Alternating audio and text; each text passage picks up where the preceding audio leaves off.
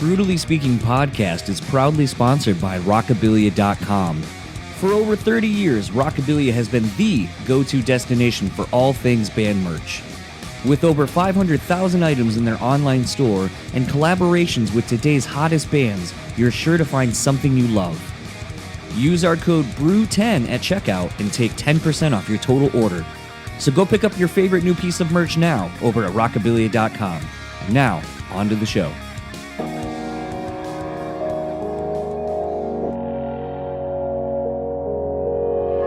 Say you have to have a lot of passion for what you're doing. This rings true because it's so hard that if you don't, any rational person would give up.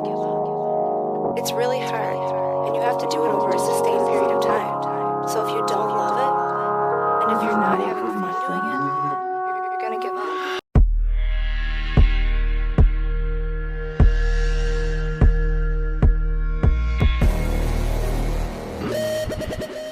What's up, everybody? Welcome back to another episode of the BREWtally Speaking podcast.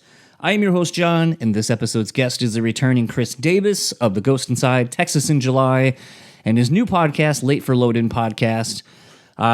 This was a really interesting conversation, and, you know, as I kind of have alluded to on socials and even in last week's episode with Lorenzo, you know, these handful of episodes leading up to episode 500, and even the ones for the episode 500th week are just, there's something about them that required a lot more of my attention to putting them out and doing them right, doing right by them, I guess I should say.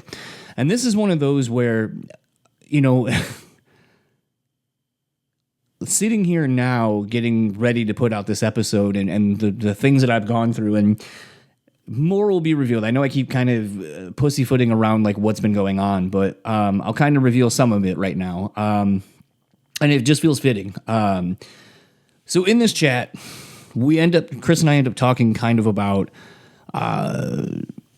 me reaching out to Andrew from The Ghost Inside and him kind of helping me through my foot surgery thing. And what's been interesting is over the last month-ish, since going to Chicago to go see Refused, something has happened to my body. I don't know what. I got the flu pretty bad for about a day, two and a half days-ish, and then it was all out of my system, or so I thought.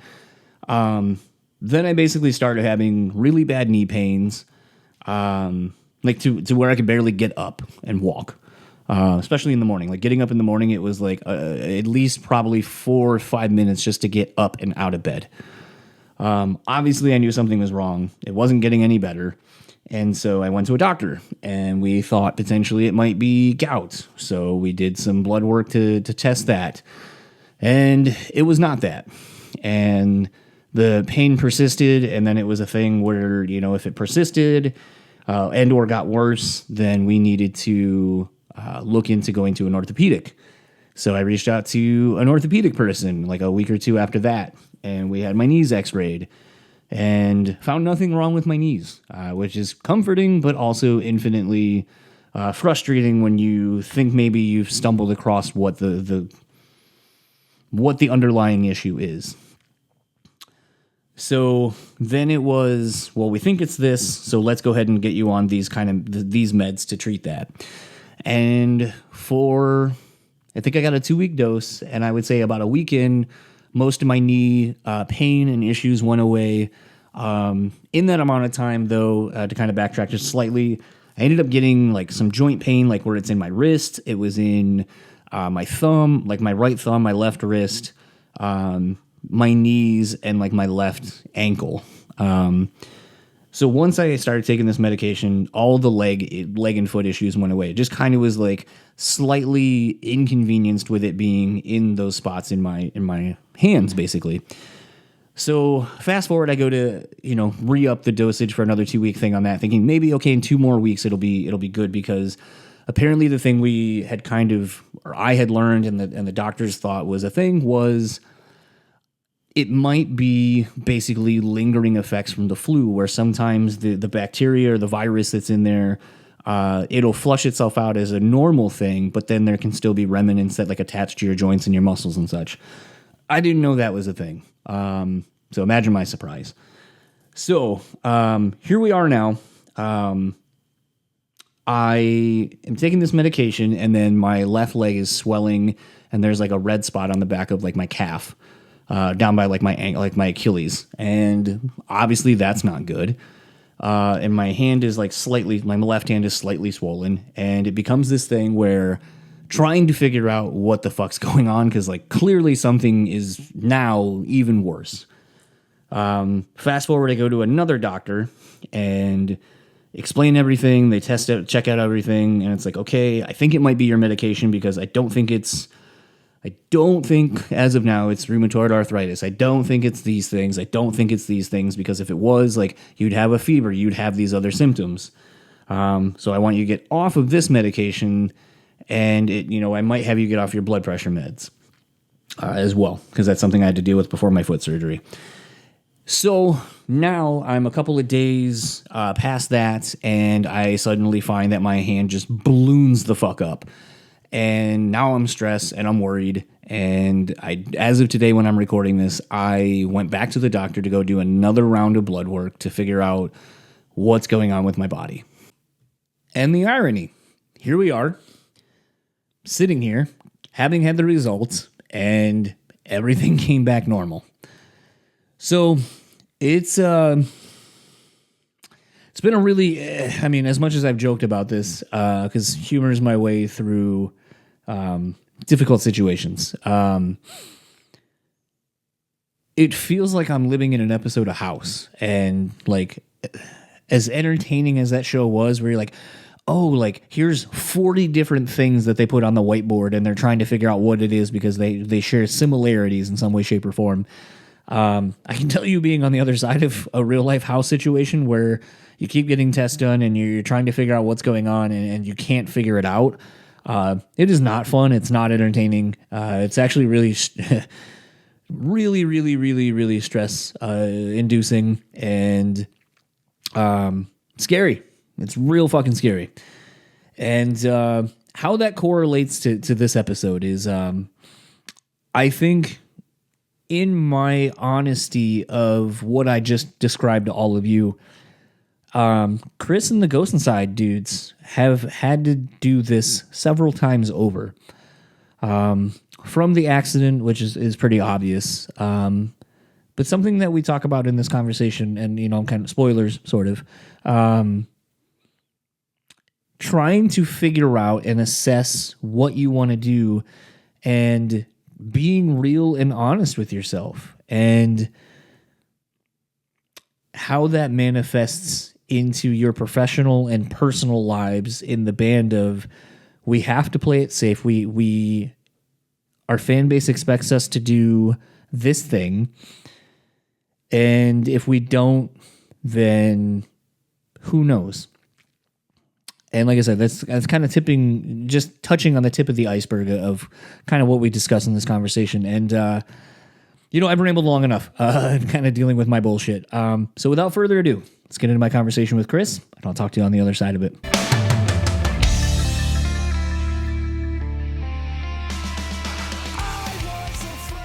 Yeah, because I was going to say, like, I feel like we are the era of fans that ended up doing a lot of, like, I would buy an album based on who recorded it, who mixed it, like 100%.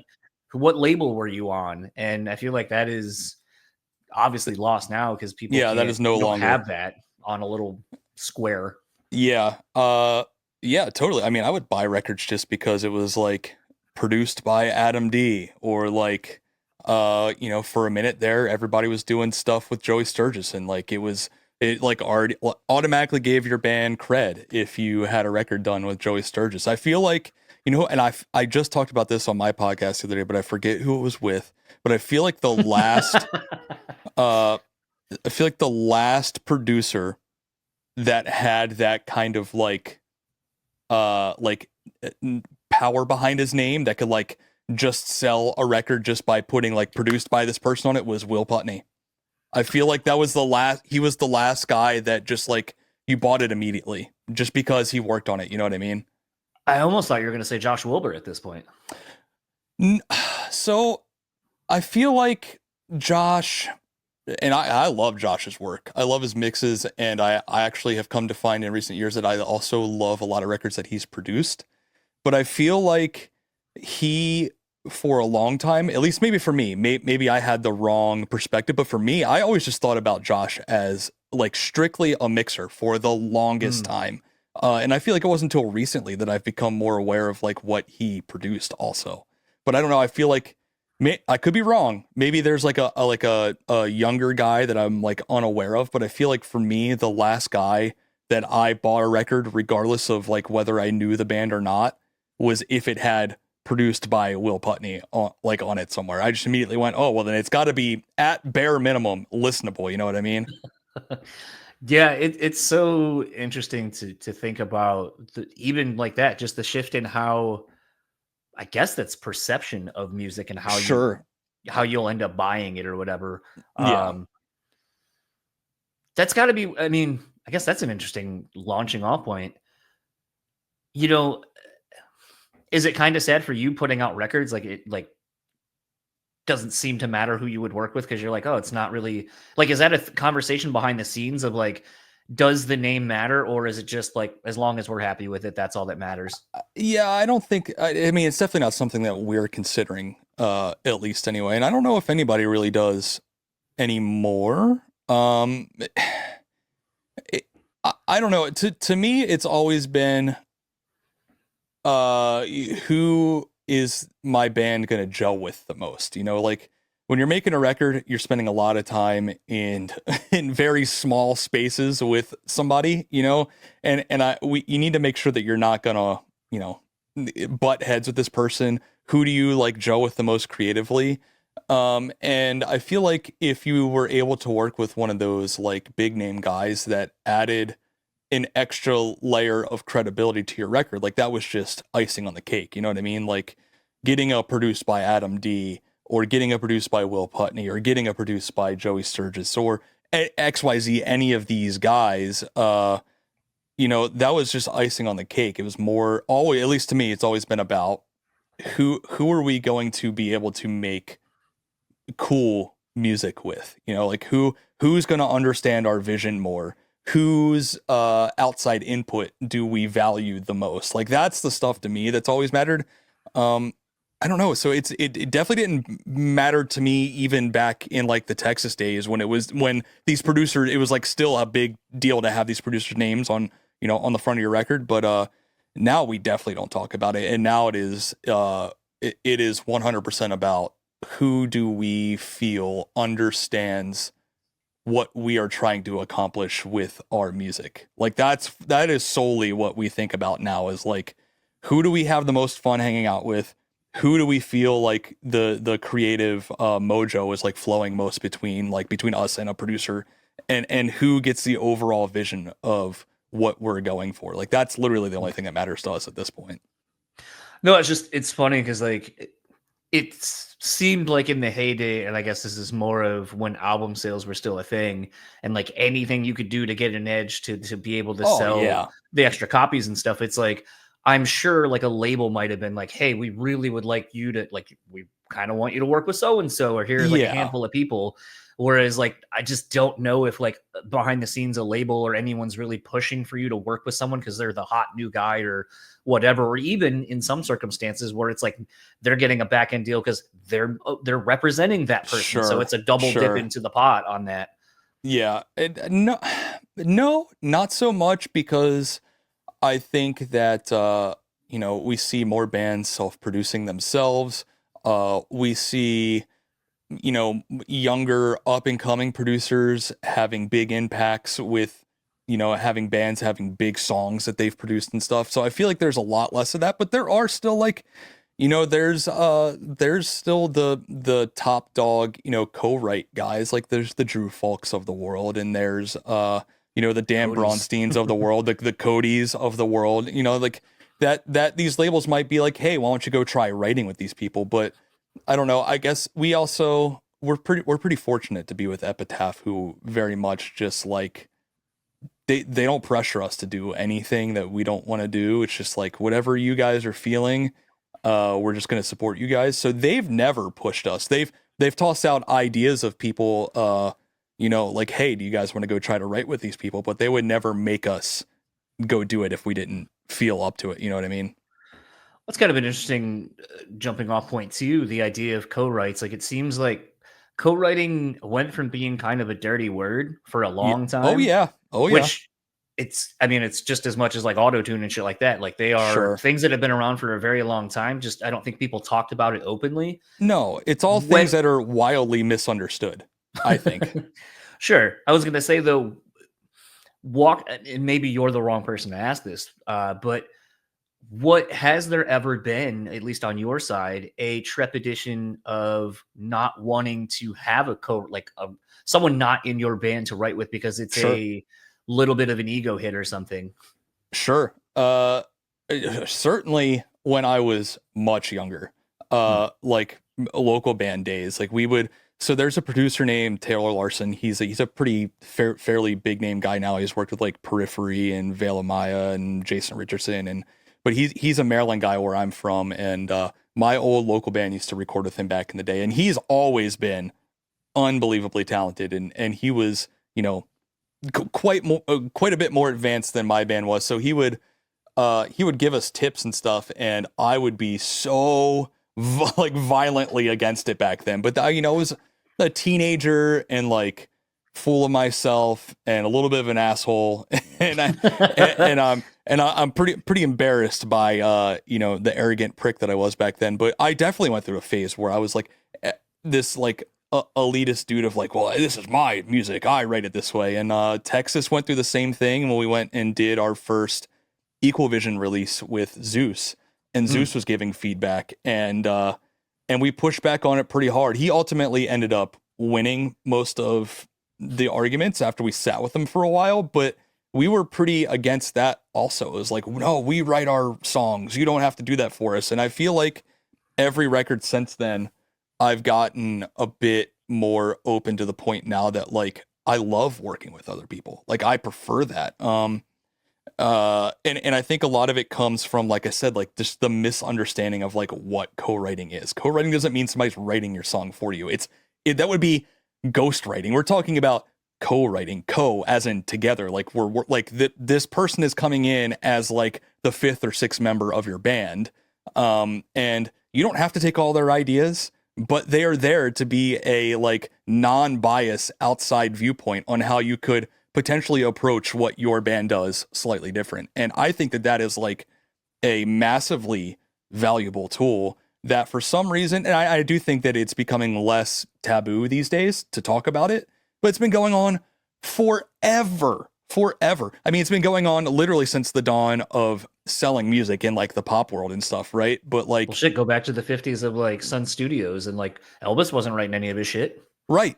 Exactly my point. And it's been going on forever, even in the metal and the rock world too. And it's like not until I feel like fairly recently that it's been like not like taboo to talk about it. Because I do think, again, it is like people hear co-writing and they immediately think that these bands are not writing their songs. It's like that's not true. If I wasn't writing, or if one of us wasn't writing, we wouldn't bother leaving our houses to go do these sessions. You know what I mean? Like I would stay home and just let it hit my Gmail account. You know what I mean? Like I wouldn't leave my wife and kids to go to LA to work with Dan Bronstein if Dan was just going to write our songs and then I was just going to collect it later. Like that's just not how that works. We're sitting in a room with this person and we're collaborating together. And I think that there's nothing wrong with that. Yes, I don't know. It's definitely we're thinking, but it's like the auto-tune thing too. It's like all these weird things that like our underground scene has an issue with. Click tracks, playback, like auto-tune, like all these things that I think people just don't fully understand, and somebody on the internet gets really loud about it and with like all of the false information, and that just becomes the narrative forever. Like auto-tune doesn't make you sound good. If you can't sing, auto-tune's not going to save you. If you play to a click track, it doesn't mean you're cheating. If you're using playback and using samples, you're not cheating. Like, you're not up there pretending to play. It's adding to your show. Like, it's like all of these things that I feel like co-writing is like mixed up in this jar of things that like our world of bands and fans don't fully understand, and so it just gets a bad rap. I don't know. Well, I guess I feel like it's maybe like just a bit of gatekeeping to a degree, like because I remember 100%. Like, if you remember that documentary I think Viceland did on autotune and like how Usher went to T-Pain, he's like, you ruined music. Yeah. And it's like, dude, it had been being used for so long before. He just Way found a before way that. to do it in a different way and wasn't like bashful about it. Yep. I mean, it was happening. People were tuning vocals before auto-tune even. They were just doing it manually with hardware units. And like tuning vocals has been happening well before Pro Tools and auto-tune existed. You know, people just didn't know it. And that's my point, is like people are unaware that they've been consuming music like this for literally decades and they have no idea. But like, I don't know. And like I said, everybody has this idea that if you're a bad singer and you put autotune on, automatically you sound like fucking Adele. Like, guess what? If you suck at singing, autotune doesn't help you. The only way that autotune sounds good is if you're already good. You know, like it's I don't know. It's this idea of that it's cheating is just so crazy to me. Well, it's also interesting to me because I feel like and I say we, I'm not in it technically, but I was going to say, I feel like as a fan of metal, we'll just say rock as a whole. I feel like the thing is we're such elitists about anything and everything to do with our genre because we're the underdogs, we're the misrepresented, we're all this shit.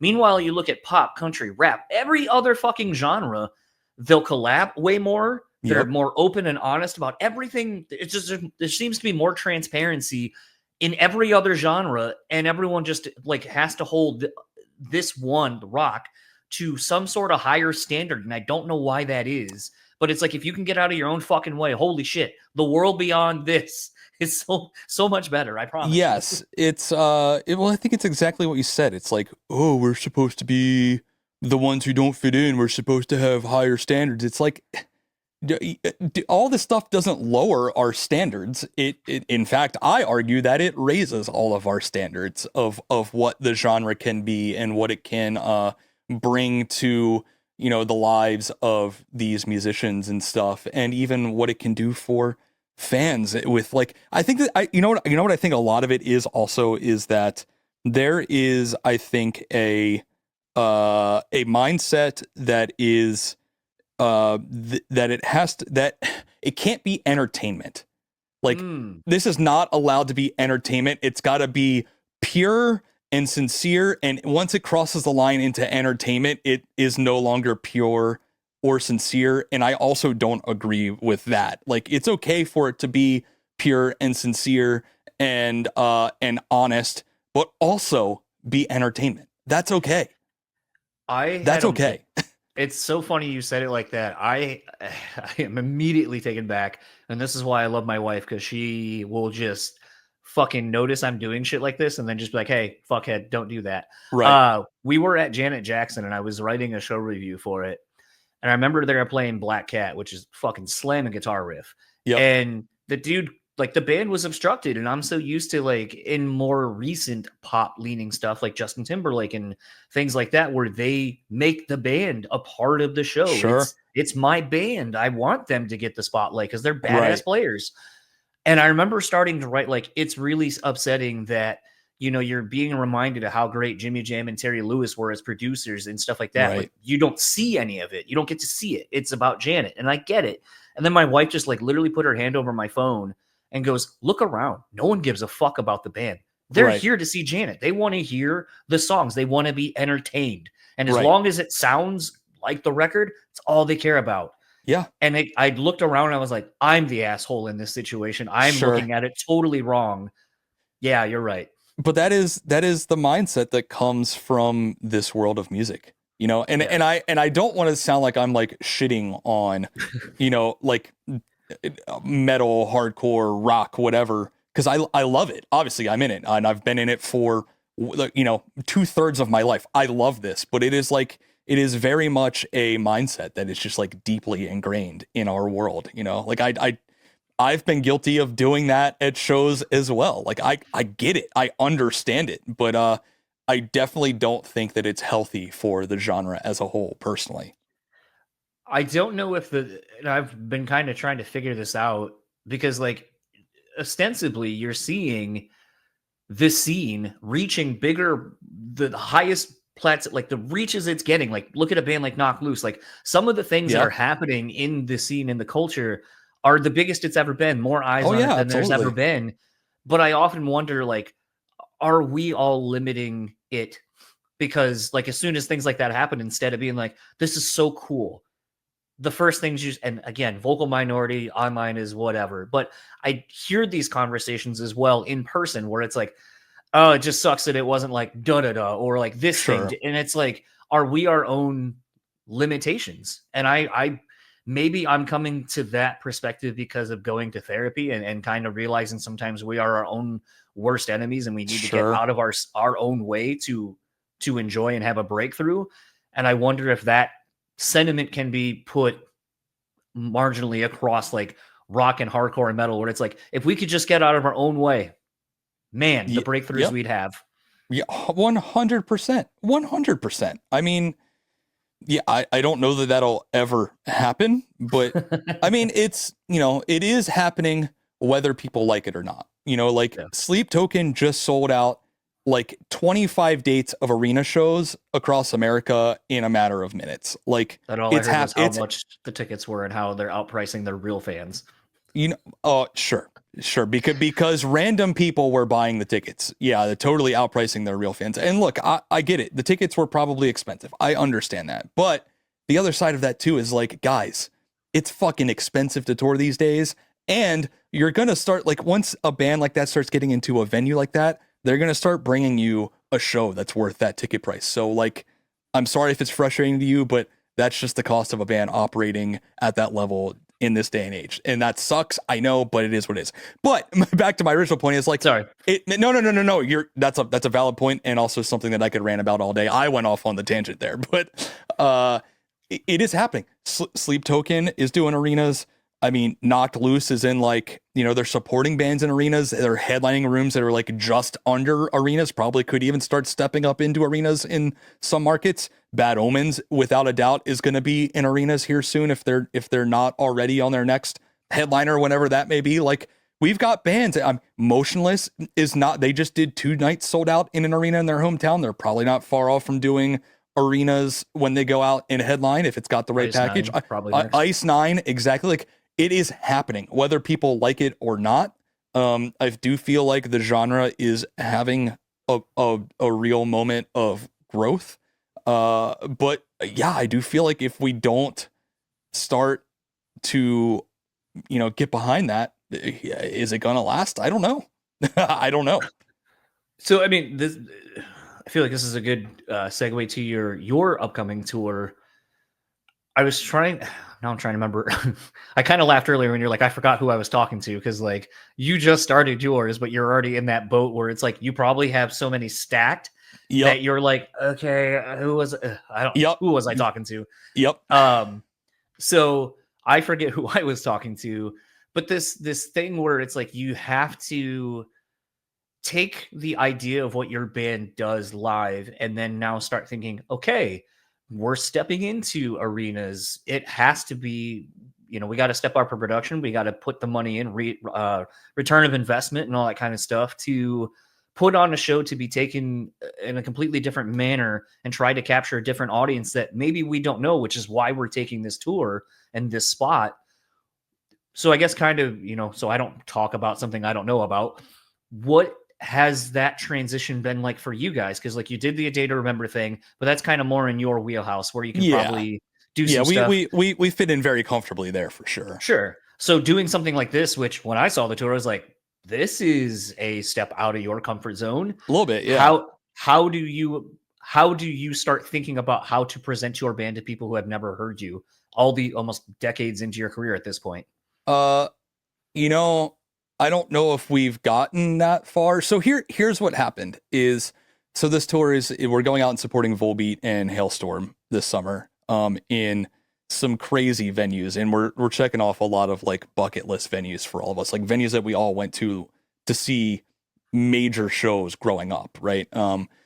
So that's crazy in and of itself. But the thing is that we've done so much headlining stuff since we've been back to being an active band that we just want to go play to new people. What, you know, like I'll go at this point, I'll go support anybody, but we just want to go play to, I thrive in the environment, and I think we all do to some extent, of feeling like we have something to prove, of feeling like we need to go and win people over and like show that our band is like supposed to be here. You know what I mean? And, so yeah, it's definitely a little out there for us. But the way that I looked at it when the offer originally came in is like, Volbeat went and supported Metallica.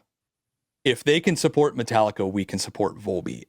Now the other side of that is, you know, you start wondering how, you know, what songs do you play on a tour like that? Like, that's been a conversation of like, do we change up our set list and maybe cater more towards what that fan base may like? But I think what I have a feeling we're going to end up doing is just sticking to our guns and just doing what we always do. And it's like, if we're going to win over anybody, like, we can only be who we are. So why should we go and like, you know, position ourselves to these people as something we're not? We're just going to go be the band that we are. And we're going to play the normal songs that we would always play. You know what I mean? And we just did, we did Shiprocked earlier this year, which is, I think, also kind of a step out of our normal comfort zone. It tends to be more rock. Yeah. And like, you know, this year we had Parkway Drive as the headliner, and Nothing More was also on it, and they kind of like teeter the line between active rock and like kind of our more underground world proggy type stuff, and Ginger was on it. So like there was a little bit more overlap this year, but by and large it was just a rock cruise. And we went on and we didn't change anything about how we play, any of the songs we play. Like we just did what we always do, and it went great. It went like honestly better than I could have expected. And so that made me feel more confident in the fact that I think that we just go take a tour like this where on paper we look like complete and utter outcasts, but we just go do our thing, and I think it's going to end up working in our favor. I remember, I guess, fuck, I'm so, time as I get older just feels like, yeah, that was, how long ago was that? Well, you know what? COVID did that to me. Everything feels like it was yesterday, but also 25 years ago. So yeah, I've got no real sense of time anymore. So basically, because at this point now you're 2 records back from the accident. Okay, so not this newest record, but the last one. I remember Andrew was talking about like, yeah, we kind of got, you know, an Octane-y kind of song. We want to see if we can break into that, like, without really like trying hard, but just like you said, remaining who we are. And I remember just kind of asking, I was like, if it goes to Octane, like, are you ready for like more, like to try to have to write more of that? Like, is that really where you want to go? Or is it going to kind of be like, was that one easy because it was just like, we just had this one and we all kind of fucked with it and it's easy, right, versus being like that pressure of like, oh, I guess maybe we want to write some more stuff like this, and not like when you start expanding so far, it's just like, when do you start reining it in? How hard is it to kind of figure out like, who are you and where do you want to be when you start kind of doing that creatively? So right. I had kind of wondered, like, here we are now, and like you said, you're doing stuff with like more of the contemporaries on Octane and so forth.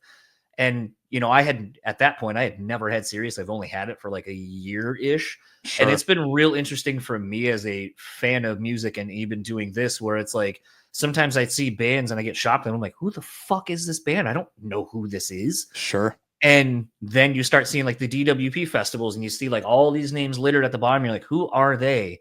Now that I have Sirius and I can hear these bands, I go, oh, this is how this works now. Like you get Yep. into this different market, this different demographic.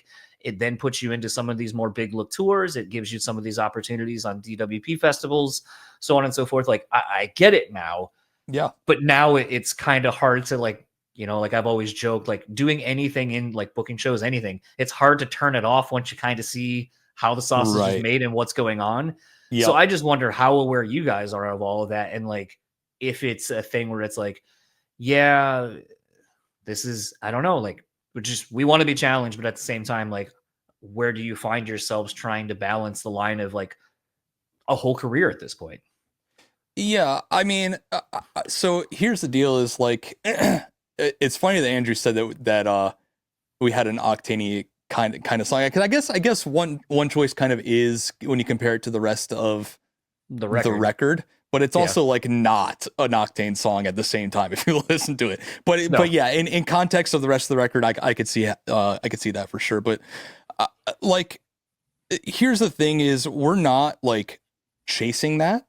You know what I mean? Like if something we do like Wash It Away ended up on Octane. It got some regular like terrestrial radio play as well. But like that, we didn't try for that. It was just like, that was a song on the record. And when the label heard it, they went, we're going to try to push this because we think it could go, and it's cool. Totally on board for that. But we're not chasing that down. Like the thing, it was definitely a conversation with this last record of like, we definitely, the sound evolved quite significantly on this last record, right? But what happened is it evolved to more match who we are as people. Like, we played it, in my opinion, extremely safe on the self-titled record, the record after, like, the first record back from the accident. We played it safe because we felt like we had to. And we kept ourselves in these guardrails of like, these are the only things we're allowed to do on this record. And one choice kind of felt like we were pushing that boundary. And I don't think that it really did, but we felt like we had to like stay in our lane on that one because that's what people expected of us. And I think already at that time, to be honest, we had kind of outgrown that even. And now we're kind of just like, if we're going to continue doing this after putting as much time as we have into it, if I'm going to continue leaving my wife and kids, and if Jim's going to leave his son at home, it was just born last year. And if Vigil's going to leave his girlfriend at home, and Zach, his wife, and Andrew, his girlfriend, and their cats. And like, if we're all going to keep doing this after all these years, right? We have to be stoked on what we're doing. Like, we're at this point, we're not like phoning anything in. It's like either we're stoked on it or we're not doing it, and we're just not doing the band. Like, there is no in between. And so it was a discussion with this last record of like, yes, this is different, but like, does this connect with the five of us? Because if it does, then that's what we should do. And that ultimately was the consensus, is like, all five of us love this, so we're just going with it. And that's kind of just where we're at now. It's like, this is going to sound so bad, and I don't mean it in this way, but it's like, I'm past caring what people expect of us. And I know that sounds fucked up, because I really do care. I care about the people who support the band, but I think it would be for a band who has stood on a platform of like being very sincere and honest and open about the message of the band, and being I don't know, being this like very positive outlook band, for us to get up there and just phone it in musically because we think it's what people want. Like, I just feels like it would be so disingenuous. So I would rather be genuine in the music we're making than and maybe upset some people than like make a self-titled part 2 because it feels like that's what we're supposed to do, or I'll get what you give part 2 because that's what we're supposed to do. Also, we're not the people we were then either. I can't go. First off, I wasn't even in the band, for the records before self-titled. But none of us are those people anymore. So all that to say is like, nothing we're doing is like putting ourselves in the rat race of being in like the Octane world, the DWP world. if that stuff comes as a byproduct of it, like we're fully willing to go. But like at this point, we're just writing songs we're stoked on and not worrying about anything else. You know, like if Octane comes, cool. If the DWP stuff comes, awesome. If a Volbeat tour comes, fucking let's go. You know, but we're just focused on like just being stoked on what we're doing. You know, I think kind of want to make mention of this because I thought it was interesting. I'm not going to mention a name because I don't know that they necessarily want this to get out. Although I don't know if this is public knowledge, but whatever. There was someone that's in a band and they were working on some solo stuff and it was getting some traction at Octane. And I was like, dude, congratulations. Like how fucking awesome. And he was like, yeah, the part that when they test your stuff though, that they don't tell you is, you know, Octane wants to see a growth of like there's actual numbers they want to see before they'll add you into rotation. I didn't realize that was a thing. And it's like, oh, so it's already fucking hard and almost impossible to break through, just like radio used to be. But now it's like, we want to see the growth of you being on our thing and that it's sustainable and continues with your fan base, that they'll, you know, continue to support your thing on our platform. And it was just like, fuck, it's not a pay to play type thing, but like, that's the only thing in my head that I can think of is like, you bring your fans to our thing and then we see that it grows with our reach. And then we'll maybe think about bringing you back on and doing all that. And it's like, oh, fuck, it's all such a thing. It kind of makes sense though, right? Because like they are a business, you know, and so they need to see that, you know, that business deal is going both ways, that you're both seeing a return from it and they're also seeing a return from it. Otherwise, like they could be putting someone else in that slot that is continuing their business in a positive way. And I would have a bigger issue with it if they didn't on a regular basis give smaller bands, like they're constantly giving new artists, you know, a slot in these test drive type situations. And some of these unsigned bands even, you know, get in the test drive, perform really well, and then end up in regular rotation, even as an unsigned artist. Like that's something that regular radio absolutely would not do. And so I would have a bigger issue if Octane wasn't doing stuff like that. But the Octane, Liquid Metal, like all of Sirius is very good about that stuff. So I like, at this point, I'm fine for anything that like helps the genre at large. And I do think that overall Octane and Liquid Metal and all that stuff, like all of it is super good for the genre, in my opinion. Yeah. Something I wanted to go back to, and it's so hard sometimes not to cut someone off when you're like, ooh, let's jump in anytime. But you had said like we collectively felt like we had to put out a certain record as the comeback record.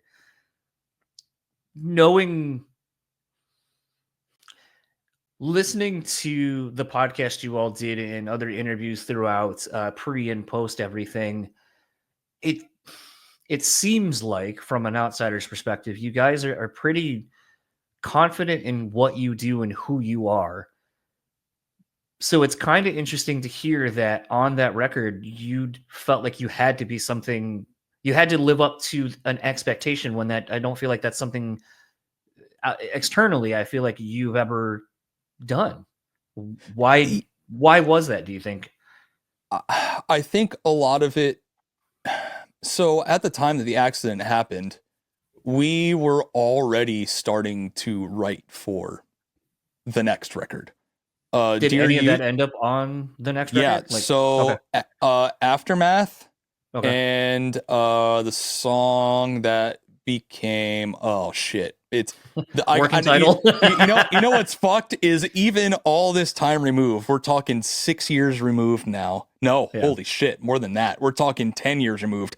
I can remember the working title, but I can't remember the actual record. Yeah, the real title. The song is called Off the Wall, and I'm gonna have to pull up Spotify while I'm talking here. But yes, there were 3 songs that were done, like fully done before the accident.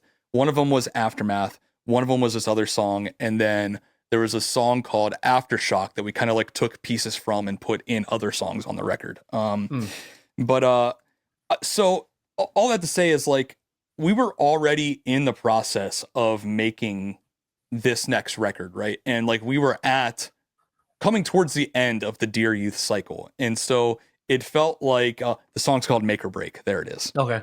uh, um, I think that part of it was because we were already not deep, but deep enough in the process of writing for the next record. And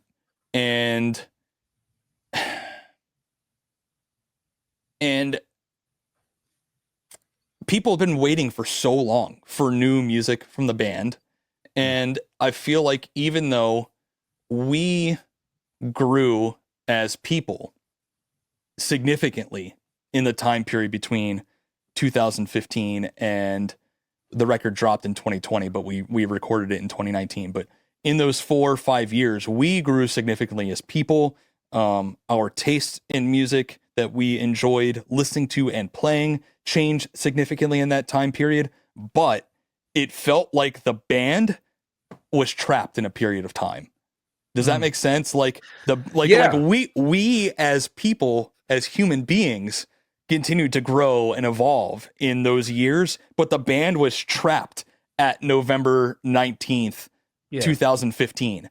And so it felt like because of that, musically, we were also stuck at November 19th, 2015. Well, this is the thing I've kind of talked about quite a bit on the podcast, and this is really a byproduct of psychedelics and stuff, but just the idea of existing for people in different capacities. And Sure. by that, I mean, like, you are all beholden to, like, you're constantly a year to 2 years behind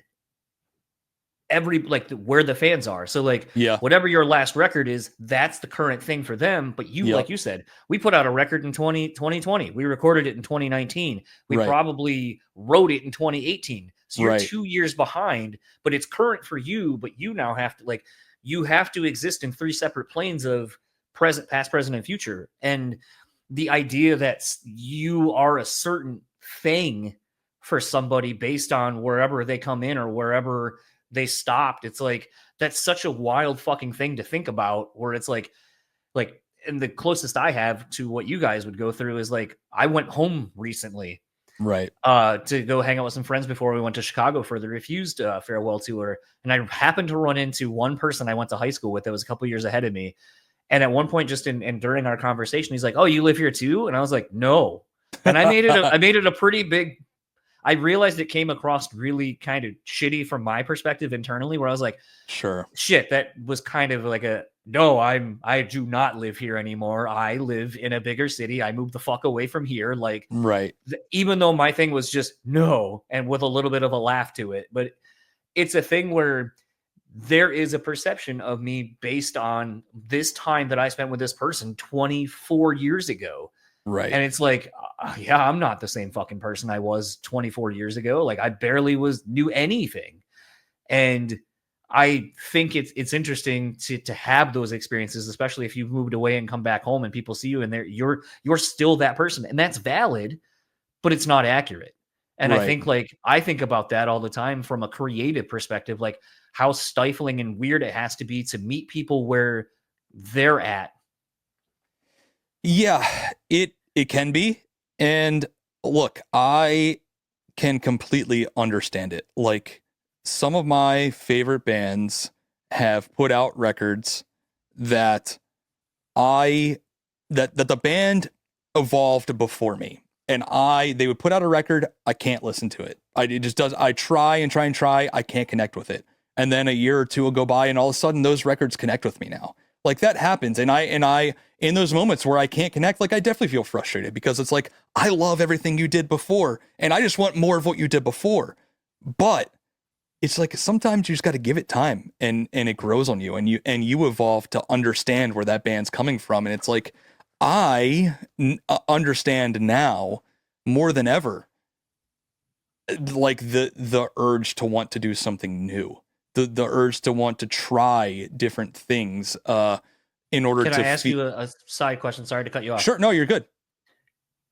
Do you feel that happened more because of you because of your kids, having kids, and maybe seeing that through them?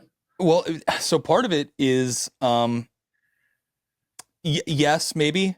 The other part of it too is like, at least for me on the wanting to be more creative side and like try more things, is like, I just want to be more fulfilled in what I'm doing so that I can justify leaving my wife and kids. You know, like, I want to know that what I'm putting out into the world creatively is truly a representation of who I am as a person, what I enjoy, what I like. Because if it's not, then it's not worth me leaving them. I'm not going to leave my house if I don't feel like I'm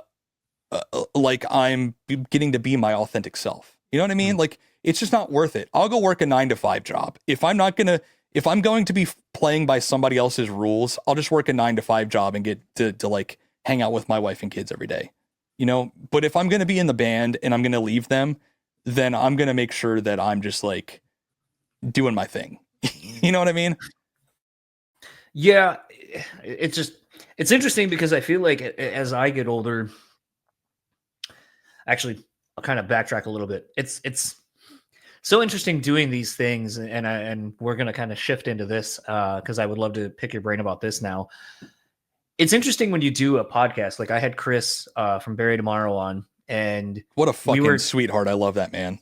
I can't wait to meet in real life and talk to him instead of the conversations we've had on and off the podcast. But it's a thing where, you know, we kind of really were in the most recent episode that's out now as when we're talking,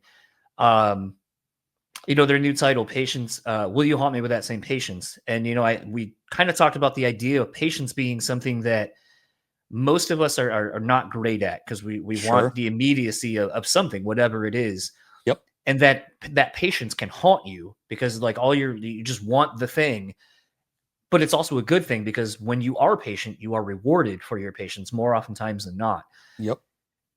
I've really been thinking about that a lot in the last like month or so since doing that chat with Chris, and just the idea of that, because it's I don't think we think about that very often. And I think once you do and you get that perspective to understand that, I think it really unlocks a lot more of like,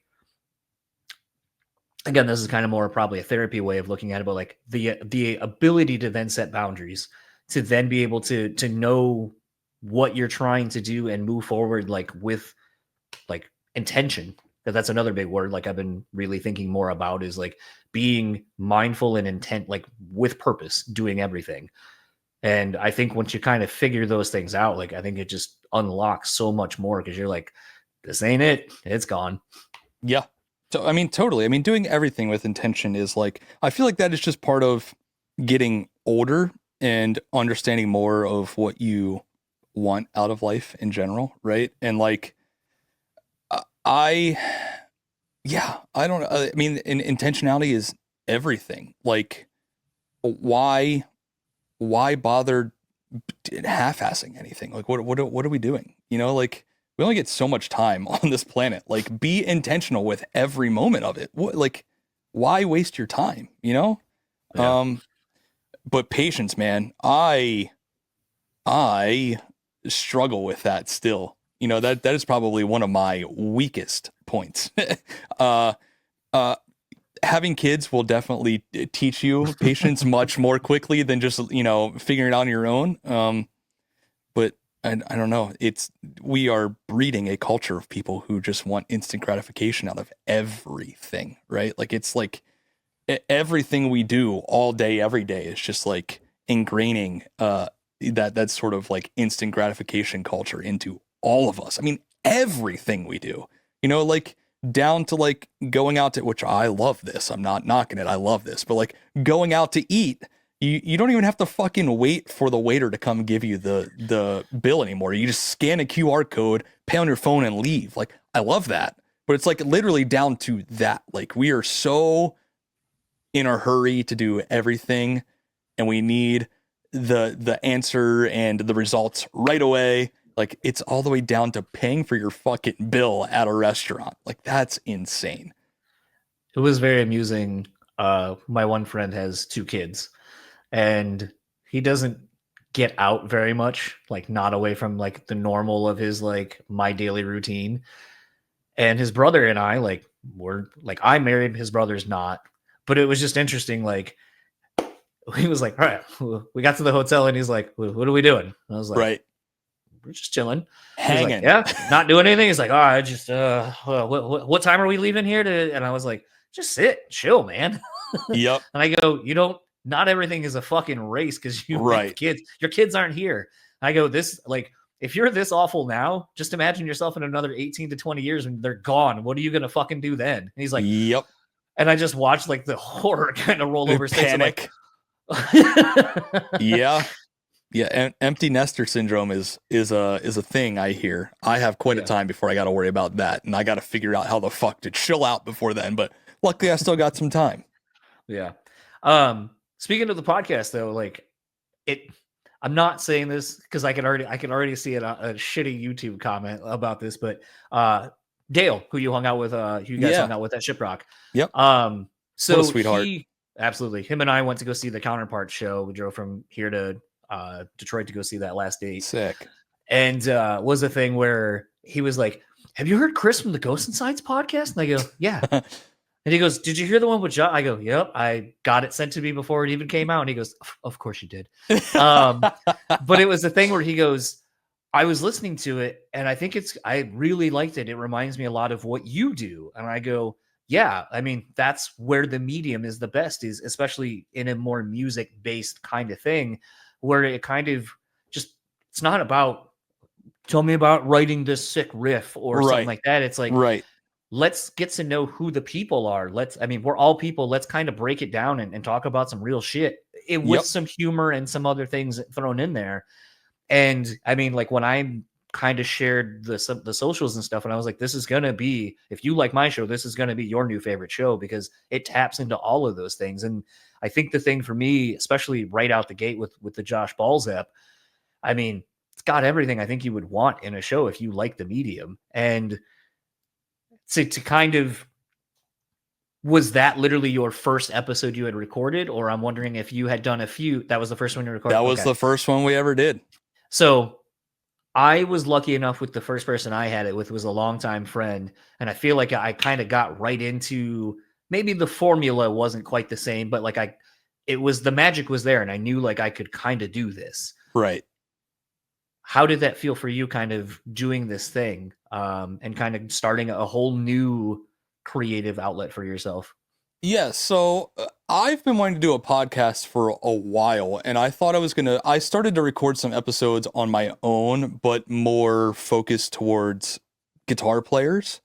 And I recorded a few episodes of that, and they haven't made it out into the world. One day, maybe I'll put them up on like my personal YouTube channel or something, because I do have I did like Rob from Chimera, and I have Hadlack from It Dies Today, like dudes that I like really look up to, and the episodes were really cool. So I'm sure that I'll sneak them out into the world at some point. But so Josh, my co-host, him and I've been friends since I was like 10 years old, and we played in our first band ever together. And he tour managed Motionless for a long time, which is how we ended up with Balls in the first episode. I've been friends with Balls for a long time too, but obviously Josh has like a much closer connection because they lived together essentially for a very long time. But Josh approached me the end of last year. It was like, hey, we should just start a podcast.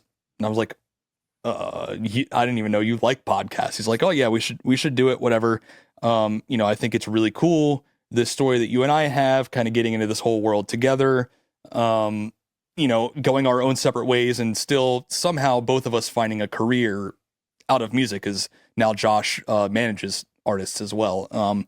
And the whole concept of the show ended up being exactly what you're saying, is like, there's so many music podcasts out there that like, they want to talk about, how did you write this song? And it's like, they only want to talk about the happy stuff that goes on with being in a band and all the high points. It's like, well, all that stuff's cool, and I want to know that stuff too, but like, what's it actually like to be on, like, how do you deal with all the bullshit of being in a band? Because there's a lot of bullshit with being in a band. Or we talk to an entertainment attorney, like, what's that like? How the hell do you even do that? Like, we plan to have like tour managers, guitar techs, producers. Like, I want to talk to everybody in every corner of the music industry. Because there's a lot more ways to have a career in music than I think a lot of people realize, and I would love to like shed light on that and maybe open that door for somebody who is interested in having a job in the music industry but thinks that they have to be like a musician, because you don't. You could be a lawyer, a booking agent, a manager, a crew guy, or girl. Like there's other avenues. So that's part of it too. And I just like, I want to know your story. Like, everybody's got a story. Who is the person that we don't see on stage? Like, most people, like, I don't care about Josh Balls, the keyboard player. Like, I do, but like, how did you get to be Josh, the keyboard player? Like, that story to me is what's interesting. And I think those are the stories that are also of value to people who are listening. You know what I mean? So that was our whole goal, was to like try to get a little bit deeper than, like your podcast. It's honestly, it's crazy that Dale brought it up, but it's true. Like, it is very similar to what you try to do. And I think that there should be more outlets for people to like have these deeper talks for people of coming from the music scene. And it's been really rewarding and really fulfilling, and also very stressful at times. But I consume, and this is going to sound bad as somebody who works in music, but I consume so much more podcasts than music these days. So for me, it was like, and I've been streaming on Twitch for years now, and I'm used to like talking into a camera. So it's like that part, all that felt very normal to me. And after that, it just feels like, sitting down and talking with somebody, like catching up with somebody in a green room to me. So it's like, it feels very natural, So the coolest part has been seeing like the response to like people being like, oh, this is cool. I didn't know this about XYZ, or like, talking about, like the episode that came out this week was with Telly from The Word Alive, and Great dude. he is the sweetest guy on the planet. He really is. And he dropped a lot of like knowledge bombs about like,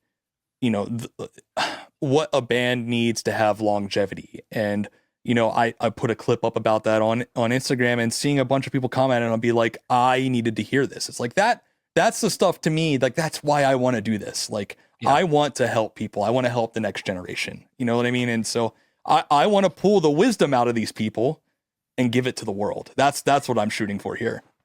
Yeah, I think for me, there's a lot of that. Although it's funny, like I had a Lorenzo from Ex Sworn Enemy on, who's now doing like the management thing. Yeah.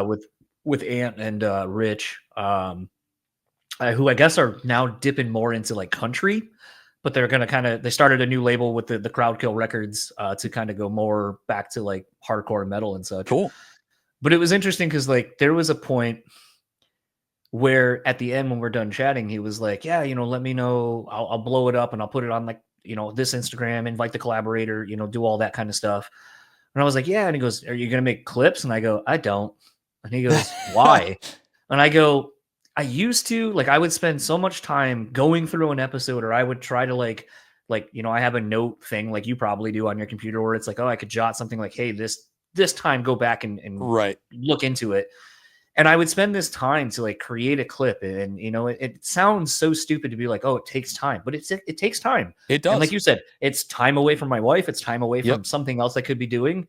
Yep. And then you put it out, and then you get like no views or like no comments. And then you make 2 or 3 for the week, and it does the same. And you do that for 5 or 6 months, and you're like, what the fuck? Like that's collectively 7 hours. That's a day of work. Like a 9 to 5. That's a day of work that nothing happened. Or someone, and this is what I hate about doing the clip thing, is I feel like it perpetuates not actually being involved in the entire thing. That you are going to just listen to this 30-second to a minute or however long the clip is, and just assume that's what the whole episode is. And you're going to comment like you've listened to it all. And it's like, no, I I know it's 90 minutes or it's, you know, I tend to go longer than most, but it's a thing where it's like,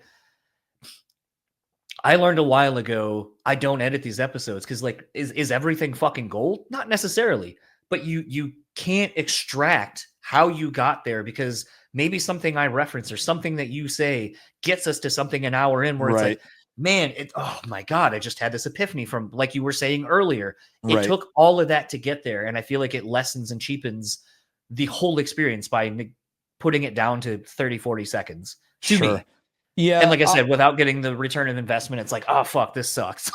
Yeah. I mean, we had one like that with the balls episode, like literally the first episode we put out. One of the first clips, it might have been the first clip we put up, was balls talking about Josh.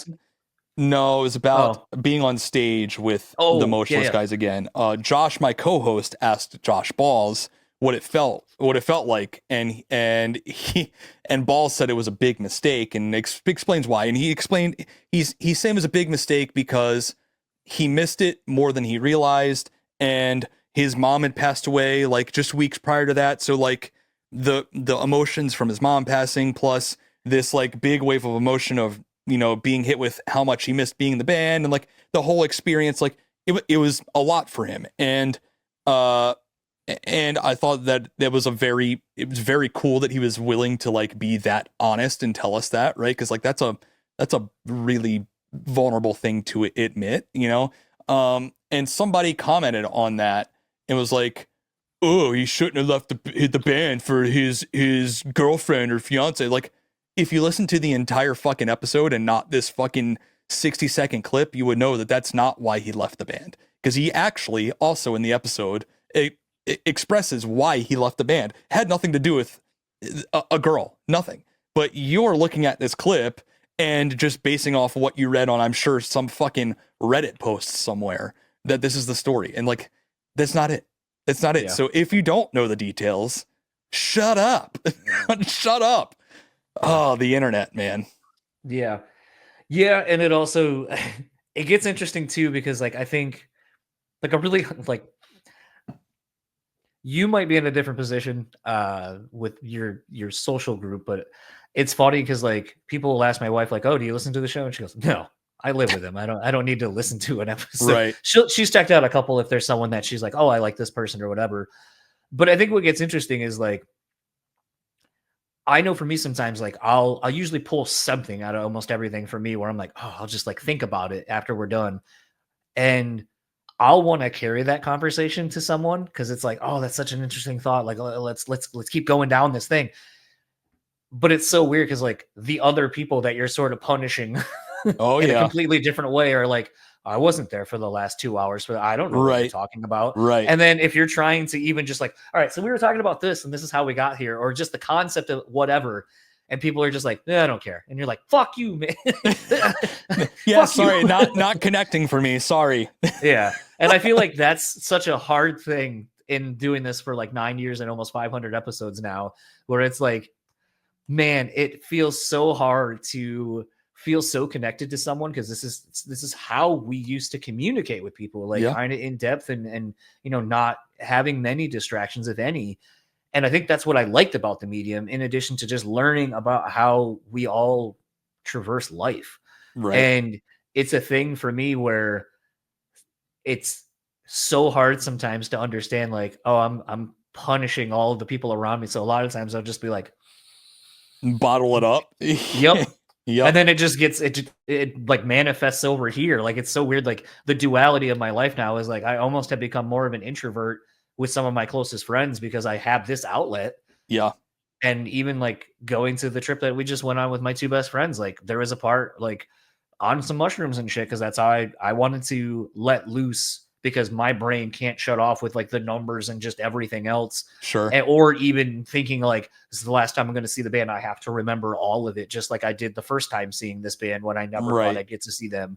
So to me, it's like, man, I really want to let loose, and drinking just doesn't feel as healthy about it of a way to go. Sure. But talking to my two friends and having a real conversation as three guys in our 40s, like about different life shit and things. And part of me was like, I remember I was like, sorry, I'm turning this into a podcast, I feel like. And they're like, no, I like this. And I was like, cool, all right. Like, but I realized I have a tendency to kind of do that now. Yeah, I am I am either on or I'm off. And it's am I Can you control that or no? No, Okay. no, All right. no. I'm broken up here.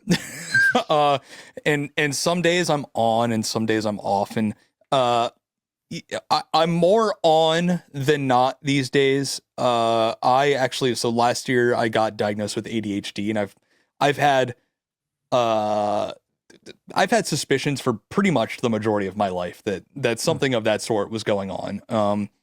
And finally last year I hit a point where I was like, this is getting out of hand. Like, I can't accomplish anything because I can't focus on even two things at once because there's 600 things I'm trying to focus on at once. And like, everything just felt out of control. And I finally went and talked to somebody, and I got Adderall, and that honestly has been a massive life change for me, like in a positive way. And so more often than not, I'm on. And when I say I'm either on or off, I mean, I will either have a normal conversation with you or I will not speak to anyone. And it's usually because I just can't even muster the energy to get anything out. Because there's so much happening in my head that I just like it. All I feel like doing is shutting down in hopes that it'll stop. So honestly, the ADHD diagnosis is like genuinely changed my life in like for the better, just because I know what I'm dealing with now for sure. Even though I've had suspicions, like having this concrete thing of like, this is what's going on has like changed everything for me. It's wild. I mean, I had an epiphany that like, it's so funny to have Inside Out as now a reference, like core memories Sure. and shit Oh, like that. yeah. But I had that happen recently where I was like, oh, fuck. Right before I had my foot surgery, I was not dealing well with the idea of surgery. I just don't like Sure. doctors and shit. And even my wife and friends were like, you just aren't acting your normal self. Like, you're usually able to kind of handle adversity or scary things, like not much of a problem. And I was like, yeah, I don't know. I don't know. I'm not doing well with it. And my aunt was like, oh, well, I mean, your parents never told you when you were going to the doctors or having surgeries when you were a kid. And as soon as you said that, it was almost like, whoop, here comes like, the blue orb coming down and being highlighted. And I was transported back to DuPont in Dover, walking through the fucking entryway, the lobby of the hospital, and basically finding out I was having surgery that day. And it was just like, oh, fuck. And then all of this makes sense now. Yeah. And it was like, that was me at like 6. Right. And then finding out from the rest of my family, not my parents, but it was just like, yeah, they would say it was because they didn't want to get you too worked up or that you would like do these things. And I was like, I guess I get that. And they're like, yeah, it was just them not wanting to deal with it themselves. And then again, that put it back into a perspective of, because this is something I've had to deal with in therapy, is familial shit, but as we all do. And it was a thing where I was like, I'm like, man, we really, being a parent must be wild, because it's like, as I've gotten older, I can identify that my parents are people. Sure. Yeah. But I don't think that they will ever not see me like as a person. I think I'm just always going to be their kid. And I get that. But I think that sort of also has to be a little kind of going back to, you got to meet people where they meet you. It's kind of hard to be like, oh, like, because I'm at a point where it's like, man to man, my dad, sometimes I'm like, you kind of fucking suck as a dude. But as my parent, I guess there's something in there where I'm like, I mean, you kind of did the best with what you had, which probably wasn't much. And then your own trauma and stuff like that I've learned about over the years. But it's like, man, that's such a mind fuck as you get older and kind of start realizing these things and how to navigate them. 100%. I got a really weird situation with my family where like my parents had me super young. And so like I felt like young? My mom was 17 and my dad was 19. Okay. And I was the only child until I was 21. So Okay. So I've got a sister that's 21 years and another sister that's 23 years younger than me with the same parents. And so So so for a long time it was mostly just me and my mom, and it felt like in a lot of ways I was I don't want to say parenting her, but like it felt like she would vent to me about life stuff, and I was like her friend, not just her kid. Yeah. And there were a lot of times where I didn't get to be just a kid. I was also like an adult in the room, even though I wasn't an adult yet, if that makes sense. And I realized a lot of that stuff when I finally moved out from living with them, and me and my wife got our first place together, and being away from that environment made me go, oh, now I can see so much more of why I was feeling the way I was all the time, because I'm removed from it and I'm looking at it from the outside. Um, and now, you know, I have a pretty good relationship with my parents, but like I definitely, now that I have kids, I'm very conscious of taking my kids into their environment, into my parents' environment, because I feel very protective towards my kids and I don't want them to experience the things that I experienced growing up. But that being said, I also don't hold anything against my parents. They were so young.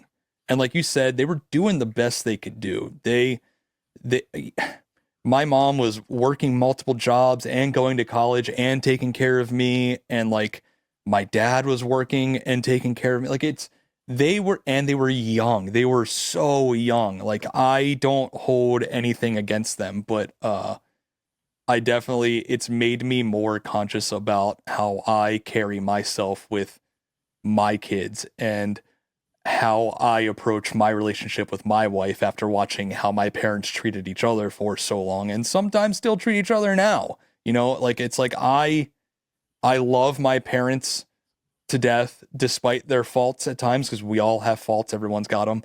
So I love them despite any flaws anyone might find, but I also, and this is going to sound fucked up and I don't mean it to be, but I look at it as an example of a lot of times of what not to do.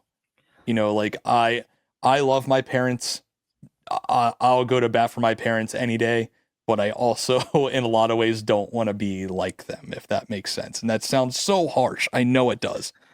But but it's like I want to be better, but I because I don't know. I don't know how to express the fact that like I know they did the best they could. I want the best that I could to be better than that. And I guess that's that. Maybe I can I don't want to say help you. Maybe I can, I don't know. I'll just say what I'm thinking. Cuz a lot of boy, this is where this gets real fun, because you're like, I have no trepidations in saying what I'm about to say, but Say I it. also am like, but I also realize like there's trauma dumping and shit like that, and I also am more aware of that. Sure, that's fair. So I think for me, like something that's kind of rough now as I get older is my parents were younger, like they were 24 when they had me. Sure. And it's a thing where I kind of grew up the same way. Like they never treated me like a child. And in Sure. some cases, I really appreciate that, because as I got older, I fit in with older people, and I didn't have to like, I didn't really fit in with people my own age. That, you Oddly. know what? I've had that experience as well. Yeah, totally. And sometimes I think that is a good thing, not being coddled, not being kind of looked down upon. Yep. But I also think that potentially it stunted me in a different and completely different way, where it's like I can't even hang with people my own age, because I don't feel like I have things in common. Because when you're talking about what, like, this is a really bad example, but I think a really great example. I've never seen Goonies. While y'all people were watching Goonies, I'm watching like Predator and like Right. Platoon and like Right. real shit, and Right. like and not being like, and maybe I shouldn't have been seeing those things at a young age because it affected me in a completely different way.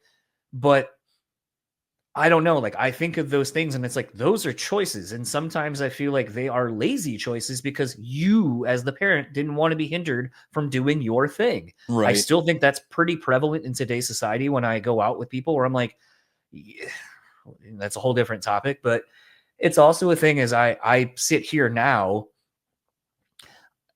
I think the biggest thing I struggle with my parents is I have to set boundaries, and I always am sure to say I have to do it with my dad. My mom and I are pretty fine and solid. My Right. dad is someone where over the years I've learned things from other family members, or like when I said earlier, like I've learned as a man, man, you're a pretty shitty fucking dude. Sure. And it goes against everything you taught me growing up about the core values of being a man and all these kind of things. You are never that. Right. And when I've confronted him in various times of why did these things happen or what about this, and I have been laughed at in some capacities and lied to my face again when I already know the reality, while still pushing this narrative of like religion now that they've found it and stuff like that. And it's like, man, you don't get to like have this band-aid thing for you because you've been a shitty person and hey, you know what, you should do this now and da da da da da, and you're still lying about things even regarding that, that I just am like, man, I am one more thing away from just unloading and being like, you don't think I know anything because you're my parent and you've kept it from me, so therefore I can't possibly know it. Right. Everyone else has fucking outed you. Right. Your whole family has outed you on all this shit, and I'm just like sitting there holding on to it. And it's like, those are the things that when I think about having a child, I'm like, fuck, it took me 35, almost 40 years to get to here. What would I have done to my kid inadvertently just trying to figure out my own shit? And Yep. I know that's a sad thing to be like, to a degree, like, well, everyone kind of goes through that.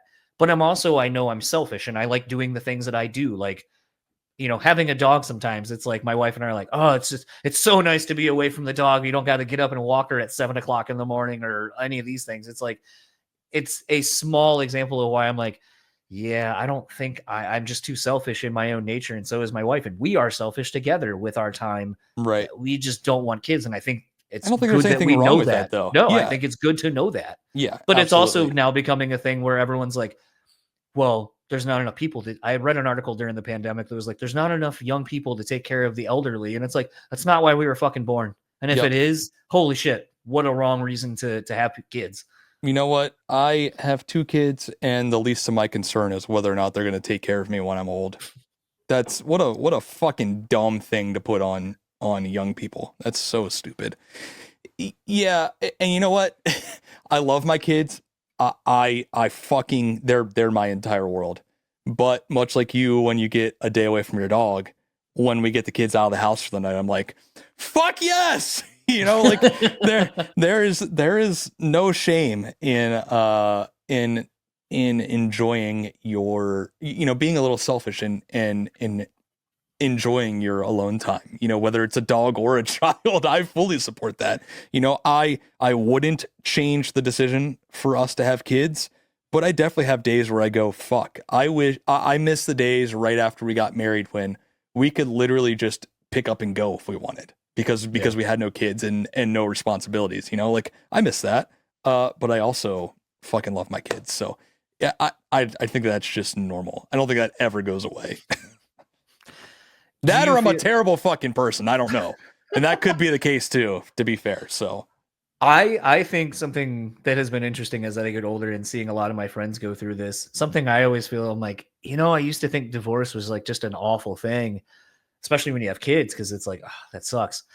But it's been interesting because I almost feel like it's kind of better. I feel like for the parents and for the kid, because for that couple of days, man, you can really lock in and be like, this is my time.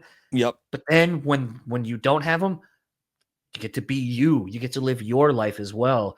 And then the other thing that I find kind of interesting is I think we're, as a society, we're so locked into the idea of like, oh, you got to find your one person and that's it. And it's like the amount of people who have found someone else who was better for them. Right.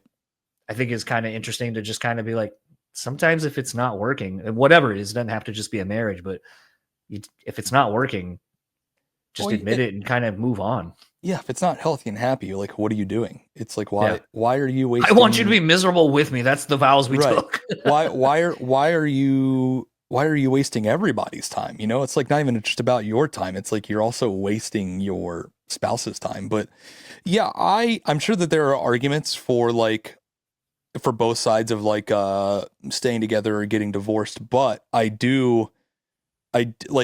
if it's not a healthy environment for the kids to watch you and your wife or husband be toxic all the time, then yeah, I would always err on the side of like getting divorced is definitely like allowing your kids to see two happy parents that are separate of each other instead of two who live in the same home but fucking hate each other all day. Get divorced, in my opinion. Like, your kids don't need to see that. That is not healthy for your kids because they're going to grow up with a terrible, terrible idea of what a quote unquote loving relationship is supposed to be like. Like, you're not setting a good example.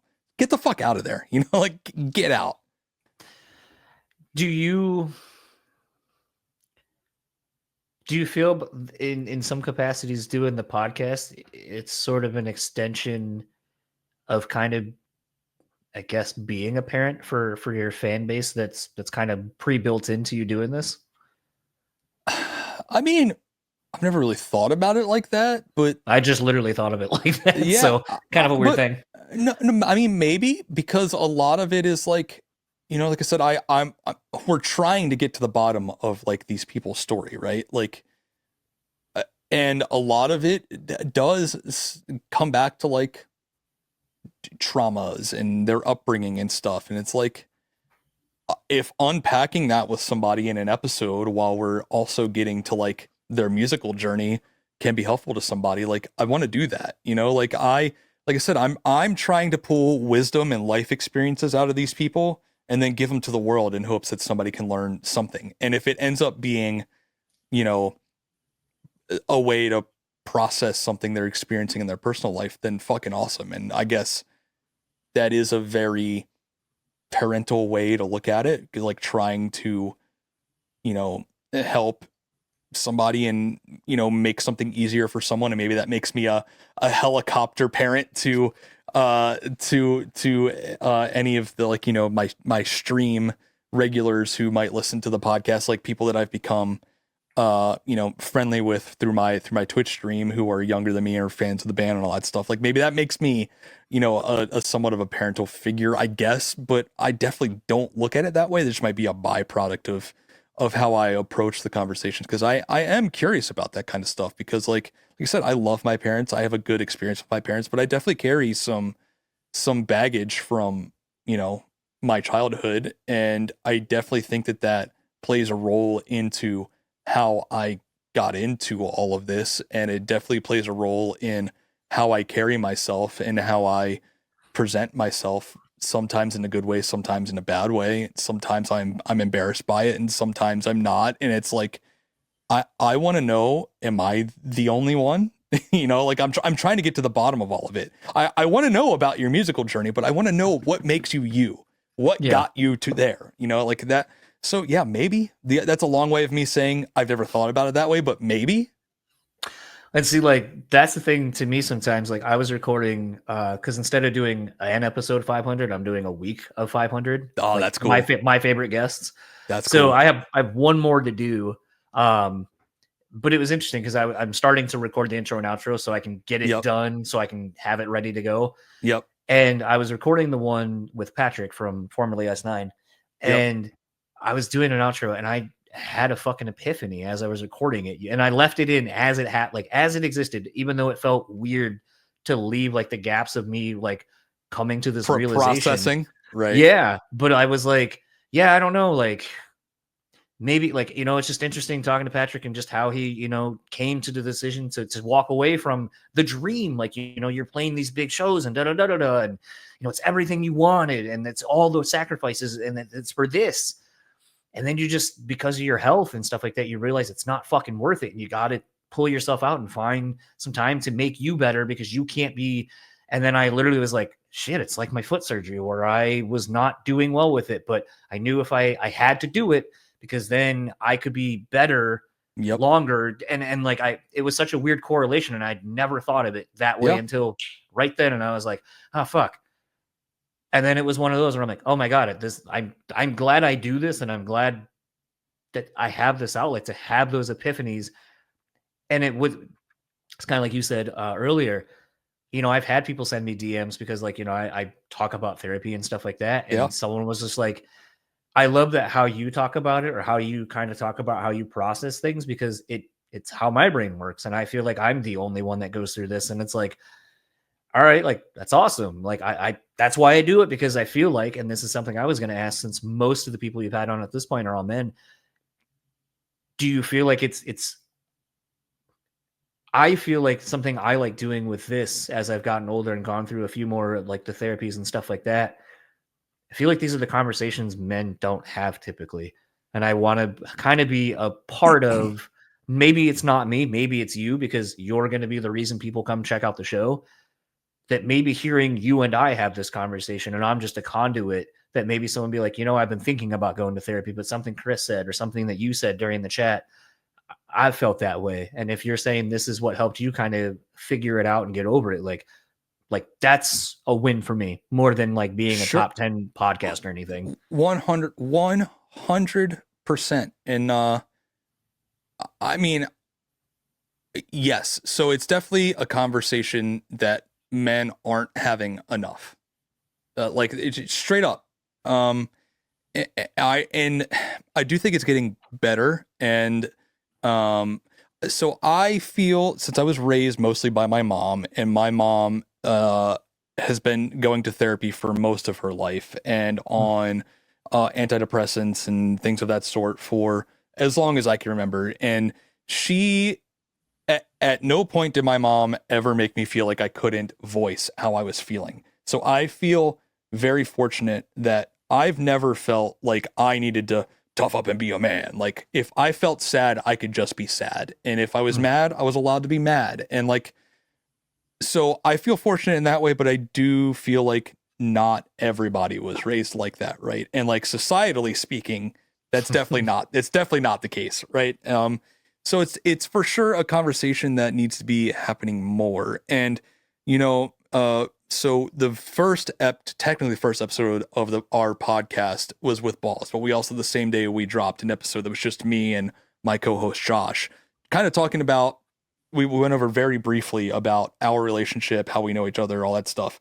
And then we also went over like what our goal for the show is. And Josh mentioned in that mini episode that, you know, we talk about how some of the conversations we're having with these people, even though we've known them for years, we're going a bit deeper than maybe we would on tour, because you don't typically have some of these deep conversations on tour. A lot of times it's because a lot of these conversations tend to be in passing, or like in between sound check and doors or whatever, like these very small time frames. But I do think that a lot of it also is like, it's because these are the conversations that you don't typically have man to man sometimes. And I think that I think it's so silly. I think it's so silly. And I think it's easy for me to feel that way because of my upbringing. Like I said, being raised by a mom who was very outspoken about her emotions didn't make me feel like I couldn't have mine. It's easy for me to feel like it's silly. But yeah, it societally is, I think, a problem still. And I do think that we are making, you know, we're taking the right steps and getting better in that department, I feel like. But yeah, we got a ways to go. We got a ways to go. But I like you, if it helps if a conversation like this helps one person, then that's all the fulfillment I need. And I feel that way about the band and the music too. Like, you know, obviously recovering from the accident and overcoming that hurdle to get back on stage and stuff, like that was a massive hurdle for all of us to get over, especially like Andrew and Zach, like the guys who were like more severely injured. But as a unit, that was a very, very, very tough hill to climb. And a lot of times it felt like it was impossible. A lot of times it felt like it wasn't going to happen.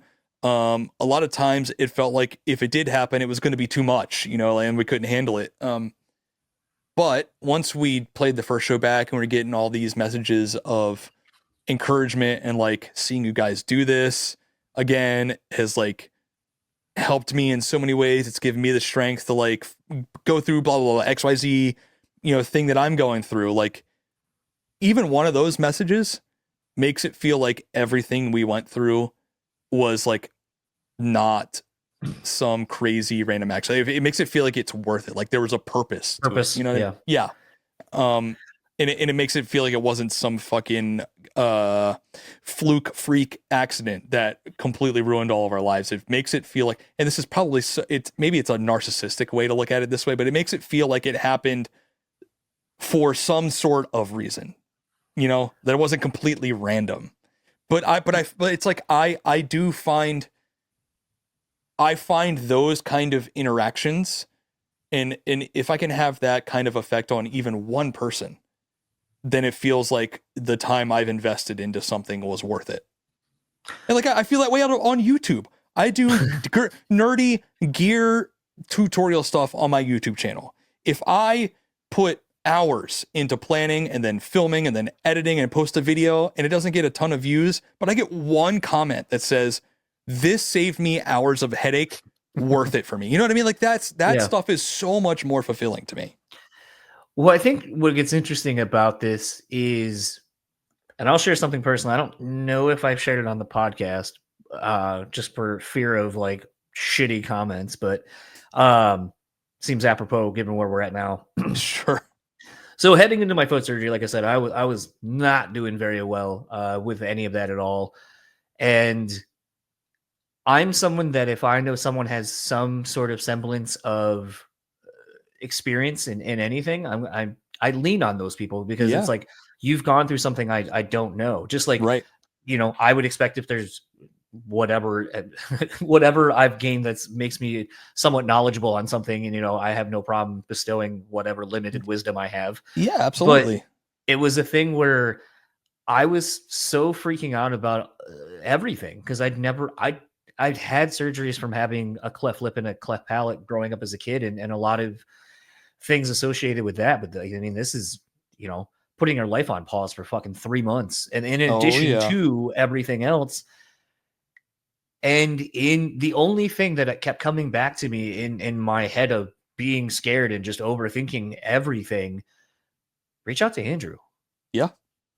And I remember feeling like, oh God, he's going to fucking hate me. Like, and I went down a completely different rabbit hole of insecurities and feelings and so forth. And then finally one day I just like sent him a voice memo and I was like, "Hey man, I can I call you? I have something kind of serious I want to talk to you about. And I can't, it's too long to text." And then he was like, "I'm golfing," naturally. And then he was like, "That tracks." Yeah. And then he was like, "What's up?" And then so I kind of laid it all out and he was like, "I'll call you in like a couple hours when I'm done golfing." And I was like, "Okay." And then, he kind of really gave me stuff that like made me feel a lot more at ease about the process that I was about to go through. Even going down to like shoes. He was like, "Man, I used to wear like a lot of the same shoes you do. Like you need more of the support. I found that the Air Maxes work for me. Guess what? Air Maxes work for me now because I need the same kind of thing that he has or needed with the support for his prosthetic and so forth." And it was something I was telling a friend, and potentially if he listens to this, I don't say this in a malicious way, but it was interesting because when he had asked me how I was doing, I was like, "Oh, I feel a lot more prepared for this than I would have been because I asked Andrew." And he was like, "Wait, you reached out to Andrew about this?" And I was like, "Yeah," because he went through not necessarily the same thing, but it's similar in cases. So like, I went to someone who had experience going through something like this. And he was like, "That's so fucked up. Like you went to a dude who lost his leg and you're having foot surgery. It's not the same at all. Why would you do that?" And I was like, because we're friends beyond what you know of our relationship. But again, like, and I even said that to Andrew at the time. I was like, "I'm sorry if this is triggering, if this is whatever." He's like, "No, like if my experience can help you in any way, shape or form, like I'm glad I could help." Exactly. And that it's a thing where I think we're so conditioned to always feel like, and I still feel this way a lot of times, like even hitting up to do this, I was like, I think we're conditioned to feel like a burden or a bother to people instead of, a big thing I'm on right now is the idea of tribal knowledge. Sure. And to me, I want to, like, again, the whole point of this podcast, I just want to learn from people. I want to learn how to be a better person, a better me, a better for other people. So if someone's got some experience in something and I can gain from it to kind of get a little bit of an edge on something, like, why wouldn't I do that? Yep. I mean, there's nothing like you don't know what you don't know. And being able to admit that, I think, is exponentially better than just blindly going through shit pretending like you do. Yes, especially if you have people that you can use as a resource. Like, there's nothing wrong with asking for help. There's nothing wrong with asking for insight. Like, yeah, you're not getting your leg cut off, but Andrew knows what it's like to fucking go from being fine to out of commission for months and years at a time. Like, he knows better than almost anybody. Why would you not ask him for some advice? That's yes. I mean, that's like, I know that Andrew, very much like me, and I think this is probably, we haven't really talked about it as a band, but I would venture to guess that we all feel the same thing to some extent of like, if what we went through can be of help to anyone in any way, it's worth it.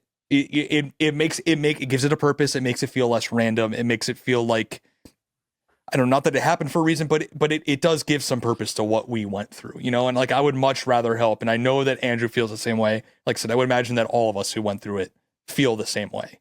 We would much rather use our experience to help somebody than wallow in pity about it. You know what I mean?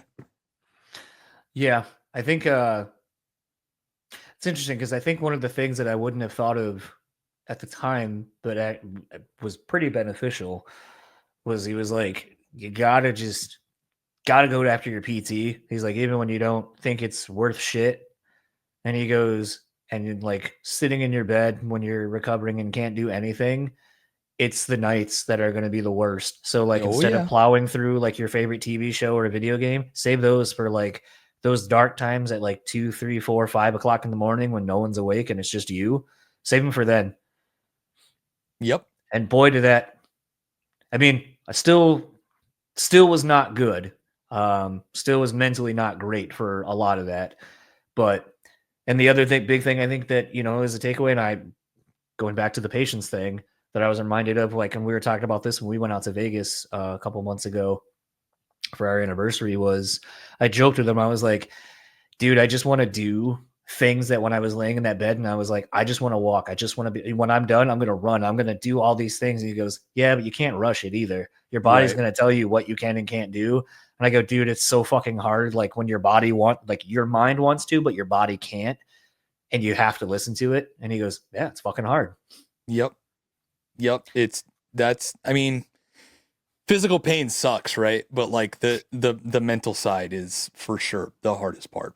Like, without a doubt. Like, and I can relate to that, being stuck in bed too, and like, stuck on my back, only be able to sleep on my back for months basically. and so like, I couldn't sleep most of the time, and everybody's asleep, and it's fucking 4 a.m. and I've been watching Netflix for fucking 12 hours because I can't do anything else.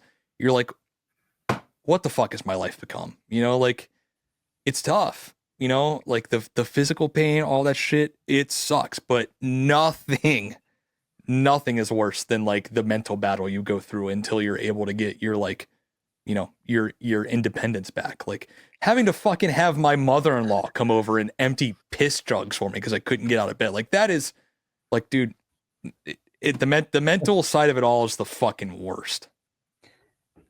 I think the thing that like broke me right out the gate, because I had pre-planned, as fucked up as this is, I had pre-planned, like, all right, I'm gonna sleep in this guest bedroom because like it's a straight shot to the bathroom. I got like all the things ever, like, the scooters, all that shit. I was like learning how to use that preemptively, which you can't fucking prepare yourself for how that's gonna feel. Nope. And then I remember the thing that like my dad, and I think actually even Andrew said, he was like, if you can wipe your own ass, if that has to be a goal, the day you can wipe your own ass is a fucking victory. Yeah, 100%. But I had practiced like getting up and sitting down and scooting and doing all this shit to get into my house. And when it came time after my surgery, I couldn't fucking do it. And I just sat on my front steps crying as my parents and my wife helped me into my fucking bed. And I was like, this is fucking awful. I'm useless to myself and I'm of service to nobody. Yep. Ugh. Yep. Fucking awful. Yeah, feeling like a burden is like the worst thing in the world. Like, dude, talking about wiping ass, like my fucking poor now wife, but fiance then had to fucking wipe my ass and like give me a sponge bath and shit. Like, dude, that's embarrassing, you know? Yeah. Like there's like literally no worse feeling than feeling like you're a burden to people. It's literally the fucking worst. Yeah.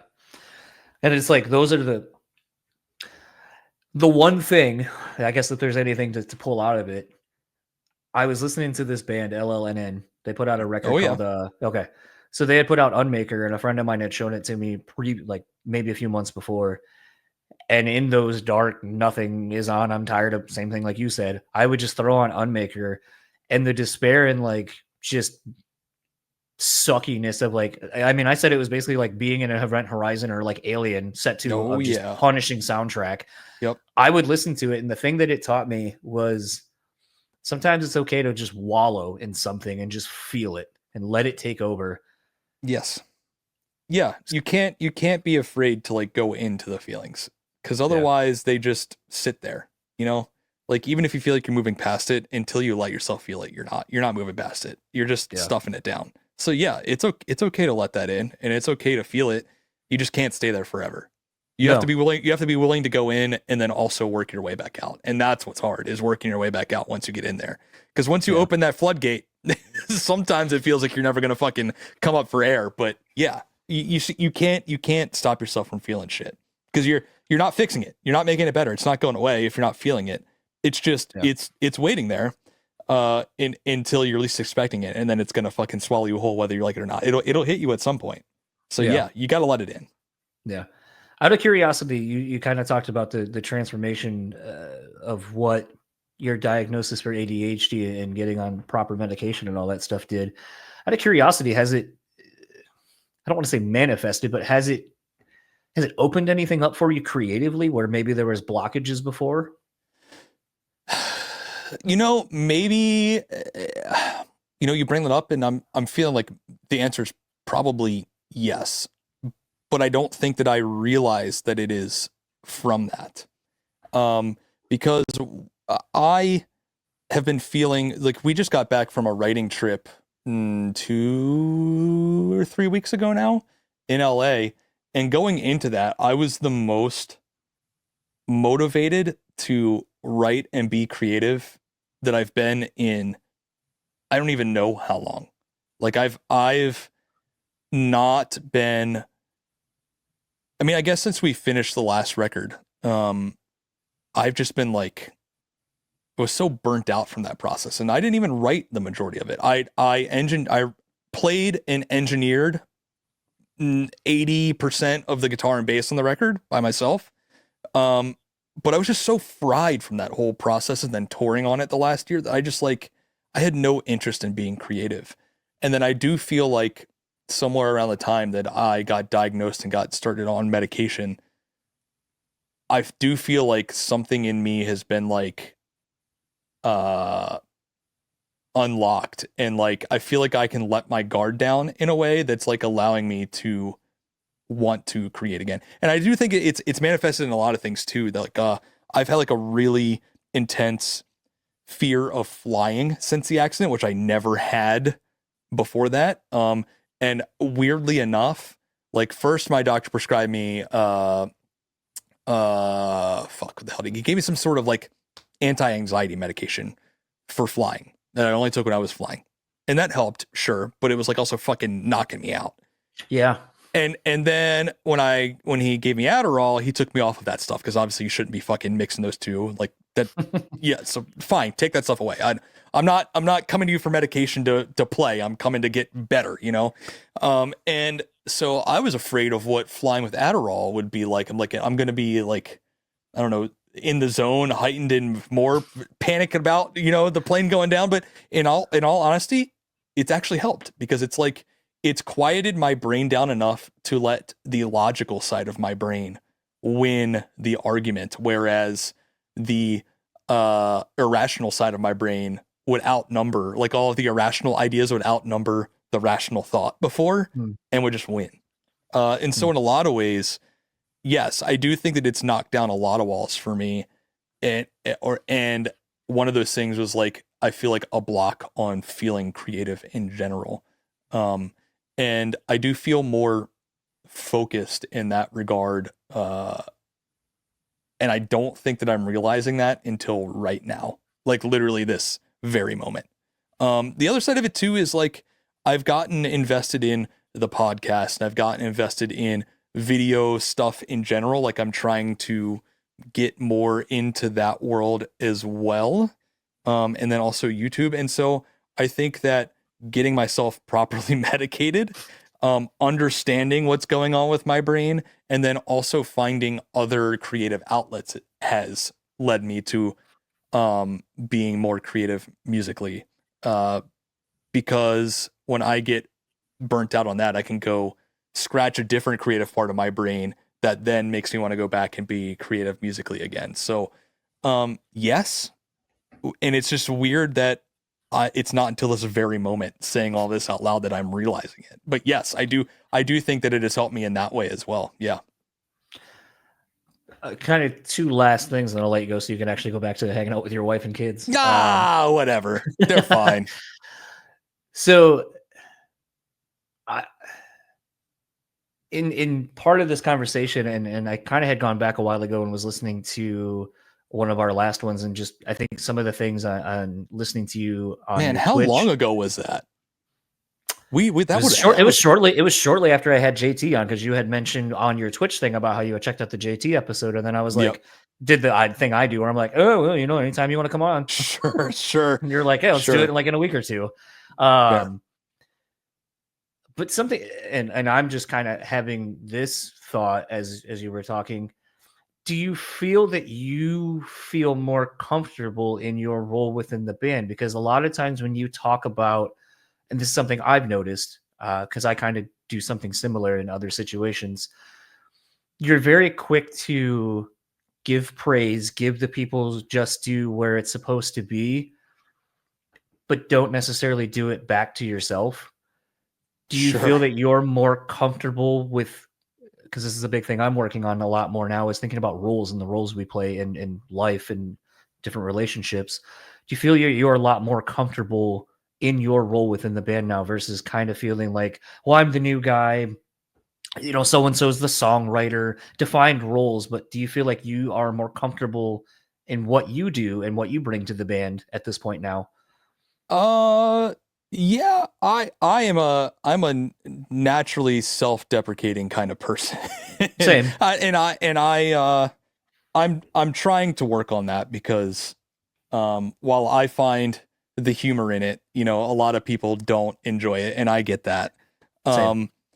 But yes, I think so.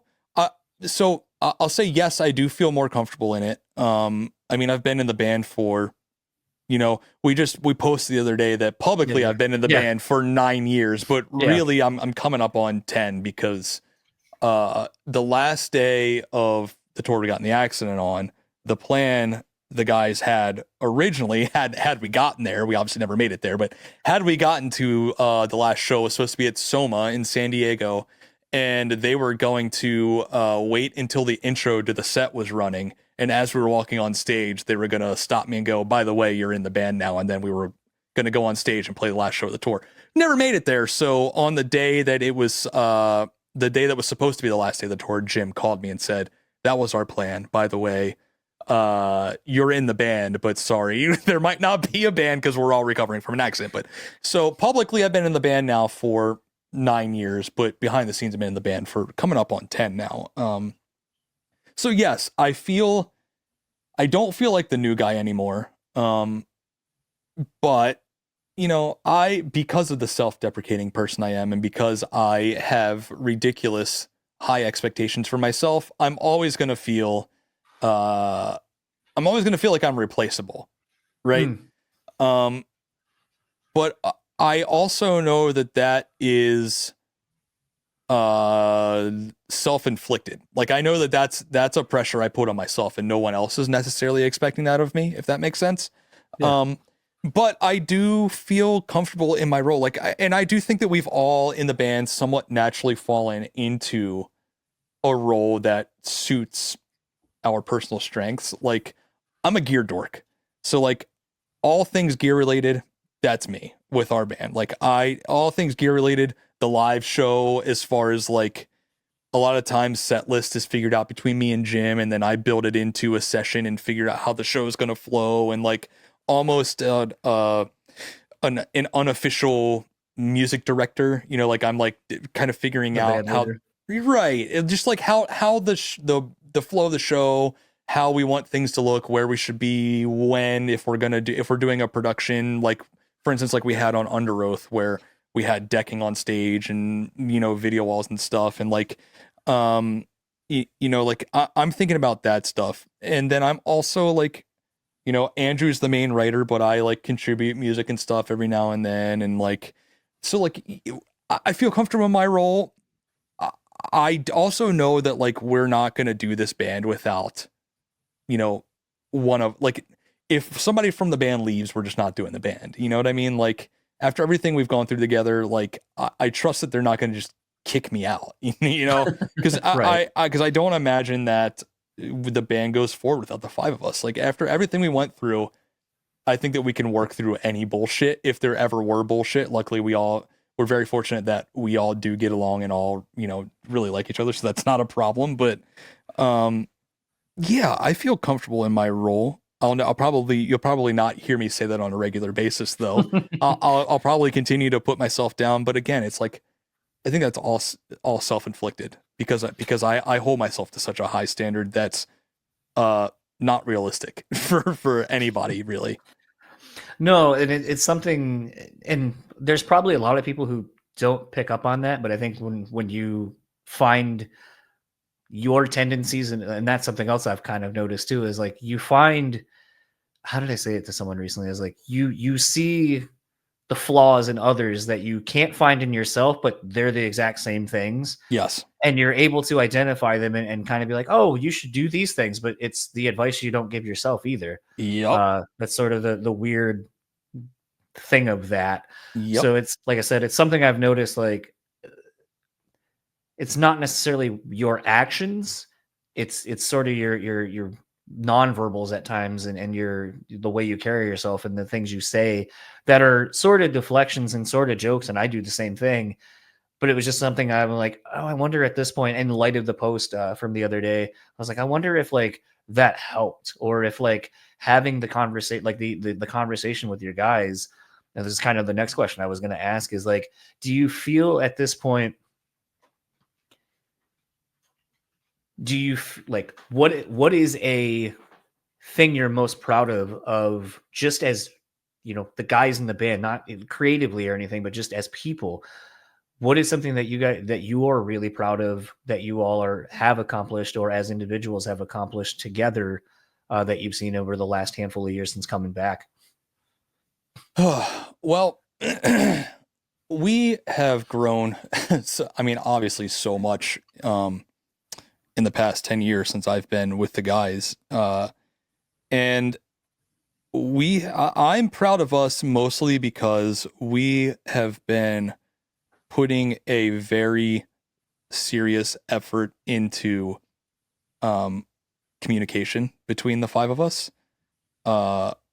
Because I mean, I obviously can't speak fully on it because I wasn't a part of the band then, but I do think that a lot of what went sideways with Aaron, who was in the band before me, who I replaced, is that the communication between the guys in the band was not awesome. And they weren't seeing eye to eye on things. And instead of communicating, they were just bottling it up and letting it fester. And it got to a point that it was not fixable in that moment, and they needed to separate. I mean, I love Aaron, and I know everybody's on great terms with Aaron now, but I think that they only were able to get to that point because of the time apart, because it had gotten to a point where just having a normal conversation wasn't going to work. You just needed to be apart, right?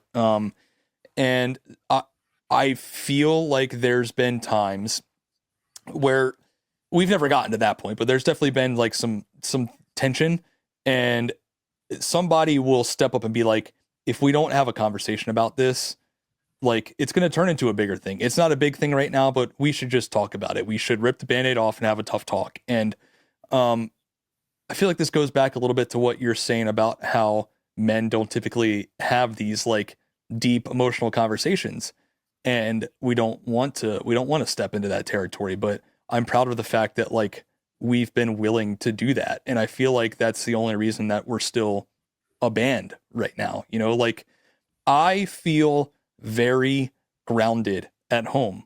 I feel very secure in the idea that when the band is done, whenever that may be, it could be fucking tomorrow with the way that the music industry is, and it could be fucking 50 years from now. I have no clue. But whenever that is, I feel content at home with my wife and kids. And so, like, if the band ended tomorrow, I'd be bummed, but I would be okay. Like, I would find something else to do, and I would be happy just being home with my wife and kids. But that being said, like, I'm proud of us for figuring out how to continue to enjoy, what we do together as a band, because it's not always easy living on top of each other for as long as you have to live on top of each other. Especially when you're fucking crippled and broken, and like normal everyday activities aren't as easy as they used to be. The other side of that too is also, like, I'm really proud of us, like, and this is probably going to piss some people off, but again, I don't fucking care. We for the very first time had to cancel a tour last year. I was going to bring that up. Yeah. And to be honest, had we not canceled that tour, we might not be a band right now. But that's what I'm saying is, like, we had a very tough conversation of, like, we bit off more than we could chew. We thought we could get back. We thought we were ready to get back to touring the way that we used to tour before the accident. And our bodies are telling us right now that you're not capable of doing that. And that fucking, that's a blow to the ego, big time, right? Like, that's a massive ego blow to know that, like, this is how I used to do it. And I thought that I could handle it that way, but I can't. And obviously, you're going to piss a lot of people off when you cancel a tour. You're going to piss off promoters. You're going to piss off your agent. You're going to piss off your manager, and you're going to piss off fans. Like, nobody wants to piss off fans, but we had to just look at each other and be like, we're hanging on by a thread physically. A lot of us have a lot of shit going on at home, and we're all hanging on by a thread emotionally and mentally. And, like, we just have to admit defeat here, go home, and reset. And I feel like, 10 years ago, we may have pushed through that, and maybe we would have survived, and maybe we wouldn't have. But I'm proud of us now for looking at that and being like, we thought we could do it the way we used to. We can't. We have to be more conscious about this moving forward and not biting off more than we can chew. And we have to go home for ourselves right now, because I can tell you right now, like, I sincerely mean this. I think that the likelihood of the band breaking up by the end of that next tour was pretty significant. It's not that we had an issue with each other. It's that we were physically fucking worn out, and literally all 5 of us had fucked up shit going on at home that we were trying to handle, while also physically feeling like shit every day, and knowing that we had another month of that we were basically going to go straight into. Is like, there's no way we're going to make it to the end of this. And so I'm proud of us for being like, got to pump the brakes, and let's pump the brakes, admit defeat here, go home, reset, put it behind us, and move on into the future. And like I said, I don't think that 10 years ago, I don't think that we would have made that decision. I think we would have tried to push through it, and it probably would have ended poorly. So I'm proud of us for being honest enough with each other to just be like, we got to call it on this one. It's funny. I just wrapped up because Susie is going to be one of the week guests for the 500. I fucking love that man so much. He's become a really great friend, and it's always funny sometimes. Like I'll be at work, and it'll be 7, 8 o'clock in the morning, and I just see Ken Susie calling, and I'm like, Yep. all right, what are we doing? Yep. And I'm sure to people listening to my phone calls, because I'll have my headphones in and they can't hear shit, Yep. that they're probably like, you sound like a madman talking to whoever you're talking to. If only they So heard what Ken was vulgarly. saying on the other Yeah. side. Exactly. Yeah. There was a joke I made at the end because at this point this will be out. He's having a kid. And so I was like, I started to say at the end, I was like, because his wife was listening to the conversation, and I go, I don't want to make a. I was like, whatever. Your wife's married to you. She's probably heard equally as worse. I go, yeah, congratulations on keeping cum as a pet. Oh my God. Andrew calls kids fuck trophies. Has he ever said that to you? No, but that's I very much feel the same way. But yeah, I don't know where I heard it, but it was something of it's like keeping cum as a pet, and I was like, that is exactly what that's like. Yeah, technically, yes. technically, and biologically speaking, yes. Yeah, that's crazy. That I bet Ken loved that though. Oh, that popped in real hard. But it was a thing where he was talking because again at this point this will actually no. You're going to be a couple episodes before my 500th episode week. So whatever. Oops.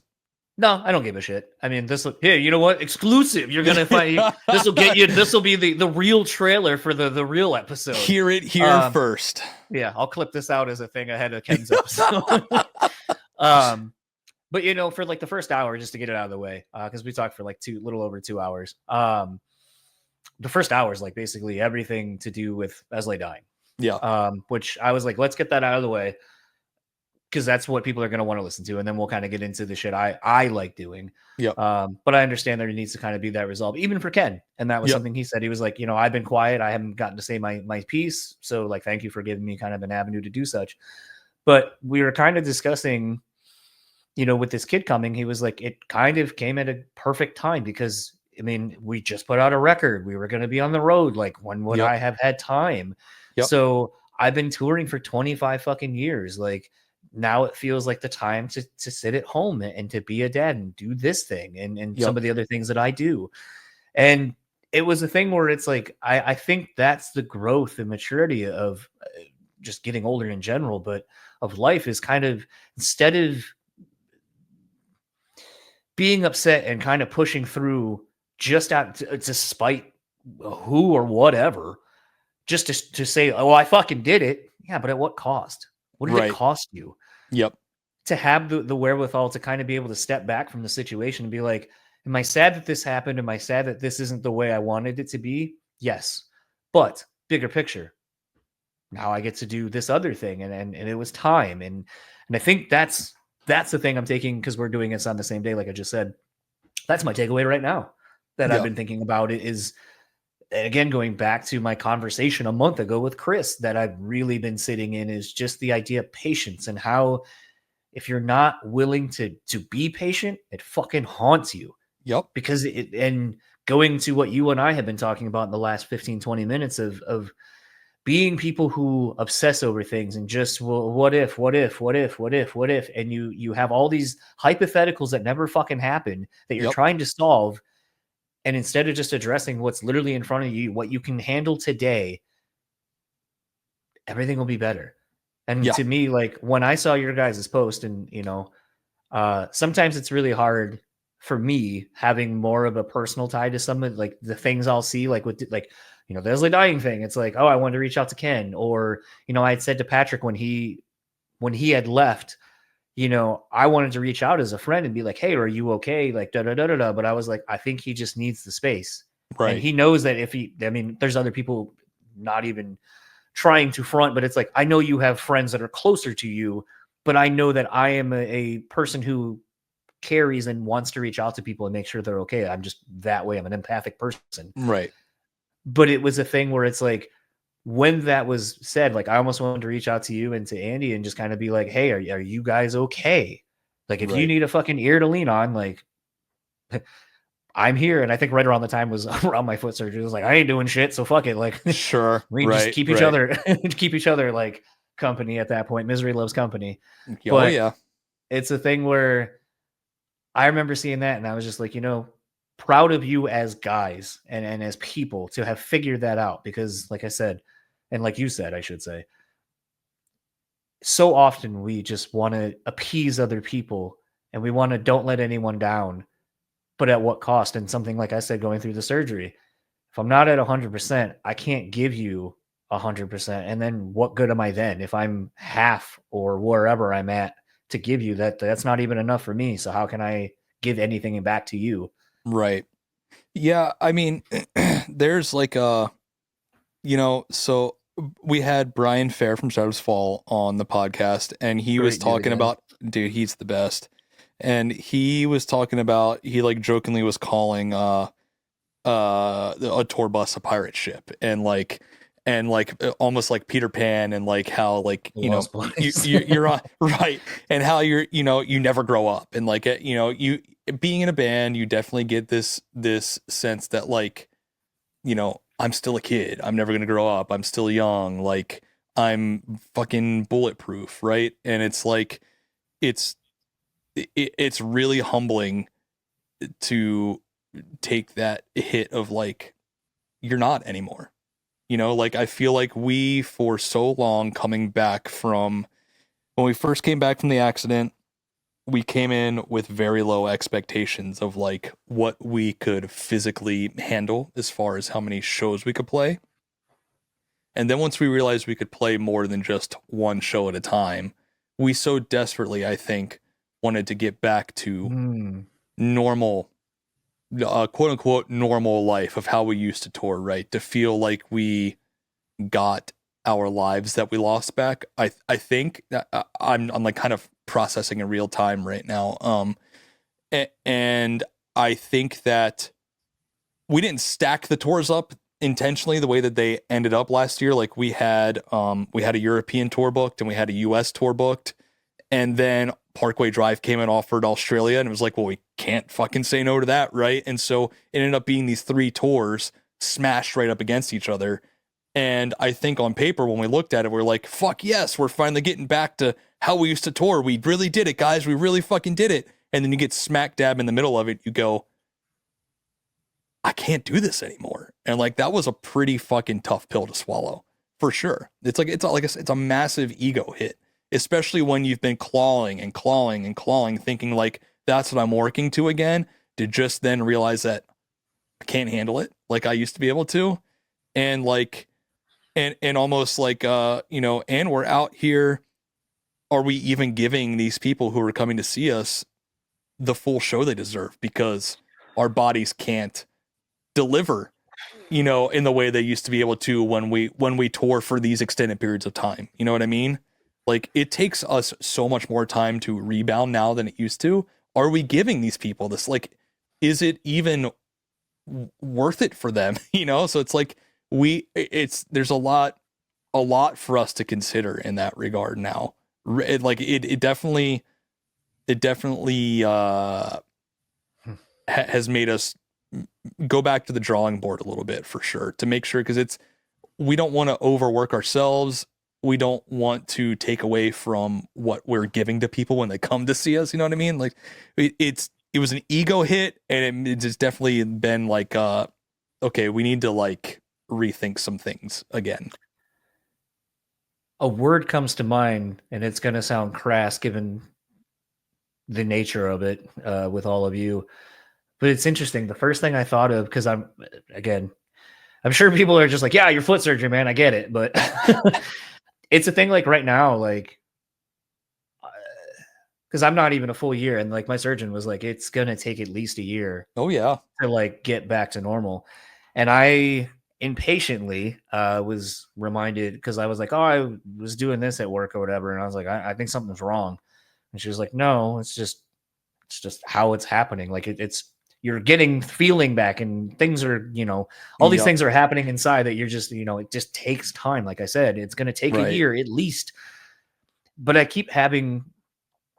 I sometimes sort of have this thing, and as I'm hearing you talk about like the we wanted to get back to this thing, it's almost like a weird phantom limb kind of thing, like you're going through, where you're like, oh, I should be able to just do this thing because it's Yes. what I know, but then you can't because you're without the whatever physical, mental, whatever side of things. So it's Yep. almost like you're kind of phantom limbing part of what your past, I guess. I don't. I'm kind of trying to process like how I want to apply the phantom limb thing, but that literally is Yep. what I keep coming back to. I mean, that totally makes sense.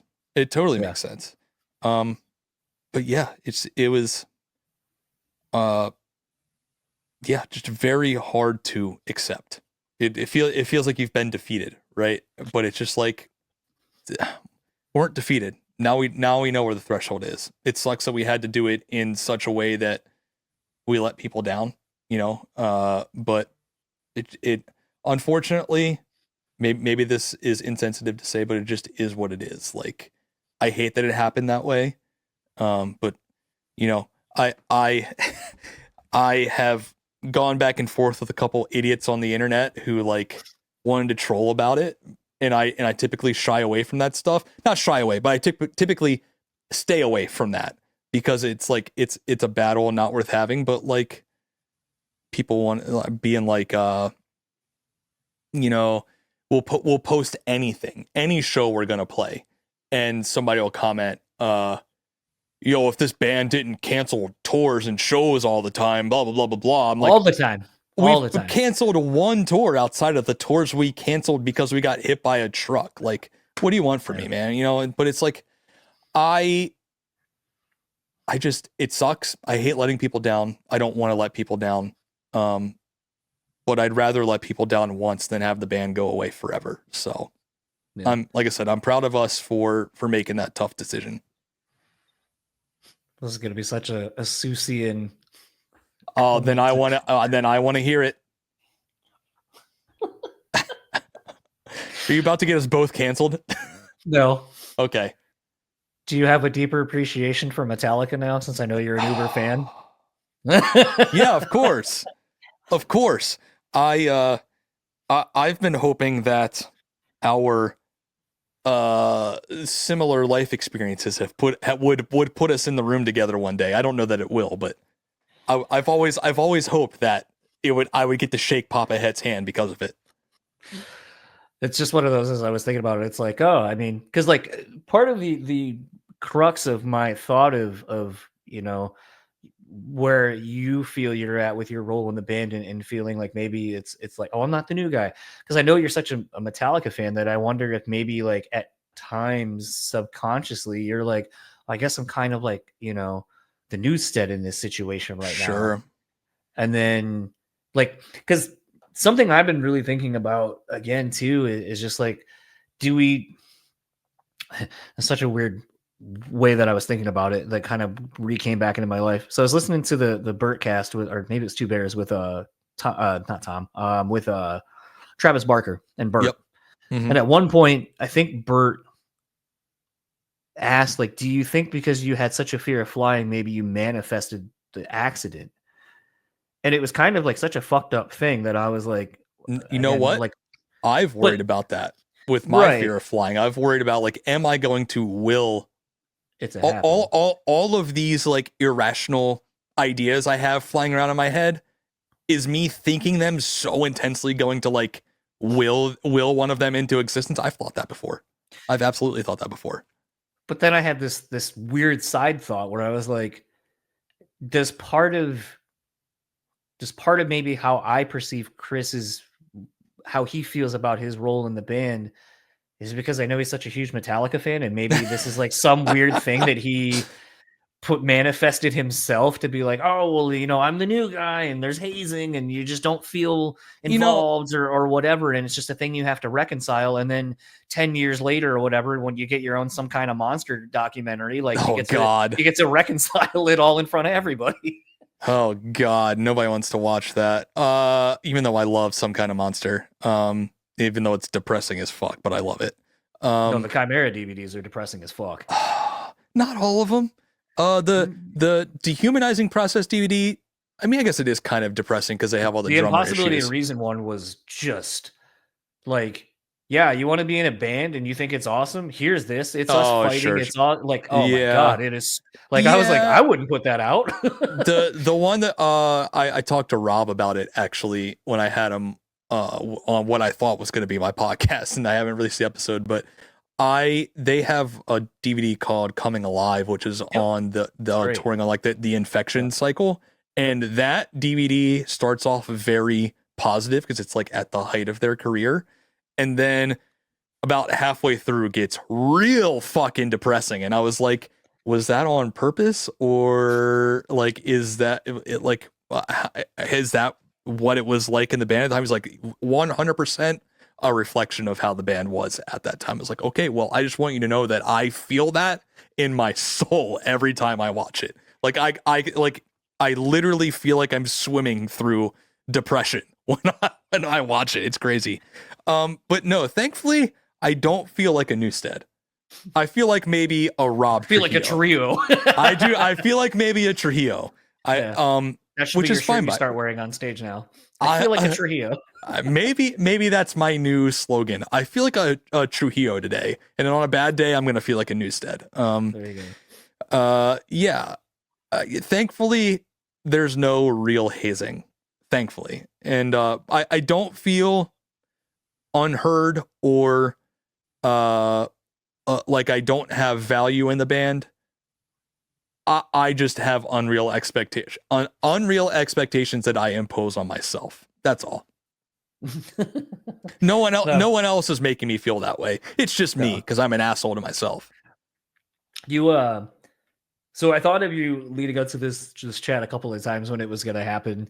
So yeah, sorry about that. I've been a nightmare. That's life. That's life in general. And you're going to learn it too on the other side with your podcast. Oh, it's already happened plenty of times. Yeah, you can't count your chickens before they're hatched. That's why you don't say who you're going to talk to before it actually is recorded. Yep. We took the train from Chicago back to Michigan, to Kalamazoo. Then I drove back up to Grand Rapids. I got the flu basically on the train ride. No. Oh yeah, it was bad. No. Yeah, it was bad. And then I got to my friend's house where my car was, his mom's house, and then I got sick there, and then had to drive an hour home, going like, I hope I don't throw up or shit myself. Dude, and I just thought to myself, I was like, fuck, I'm sure you have a fun story of this happening, of just touring and having shit like that happen to you, where you're like, I'm fine.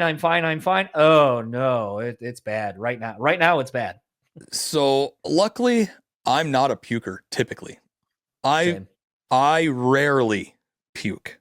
Now, I'm going to knock on all sorts of wood because I have children that bring all sorts of fucking gross bugs into the house on a regular basis. But so I don't have any puking on tour stuff, but when I get sick on tour, I get sick. Like fucking, like body aches, like the fucking chills. Like I get sick. And I feel like every single tour since we've been back, me and Vigil get fucking deathly ill. Deathly ill every single time, and it's literally always me and him, and I don't know why, but it is always me and him. But thankfully I don't have any of those like I'm good, oh nope, gonna puke and or shit myself. Thankfully I've avoided that thus far. But I have spent many a day with a high fever laying in the van or bus and then pulling it together to play a show and then immediately going back and going to sleep. Like I've done that plenty of times. It's like the show must go on type thing. Yeah, I was very thankful because that would have been the day we were originally going to do the chat. And I was like, oh, thank God. Oh, God.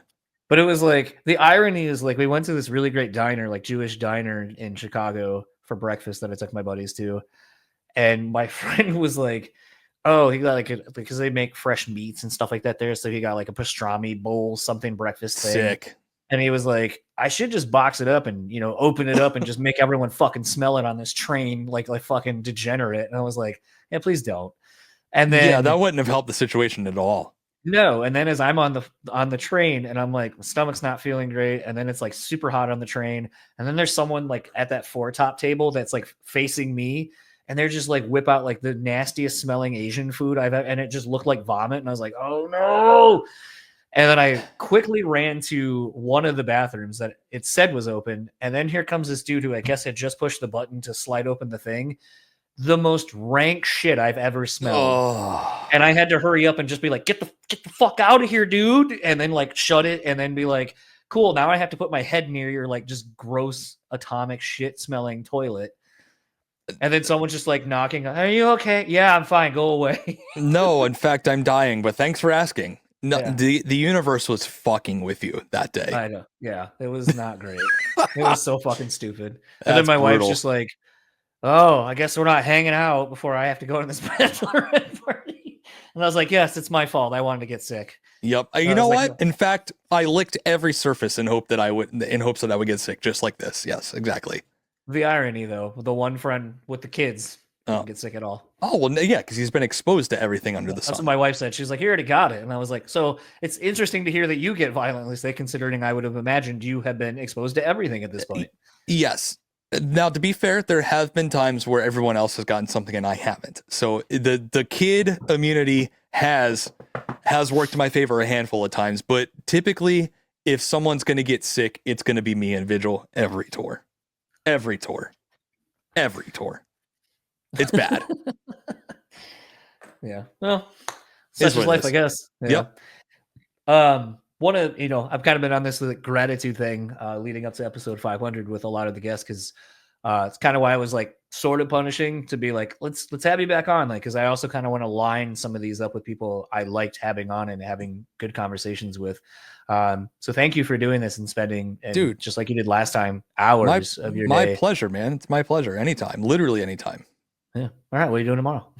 Well, let's do it again. Just kidding. But it's a thing where when I started this show, and I would be interested to see how your journey goes with your show being so new at this point. But I was so naive to think that I didn't want to have repeat guests because it's like we did it, like and hopefully it's really good. And why would you want to tarnish the legacy of what you had Sure. previously done?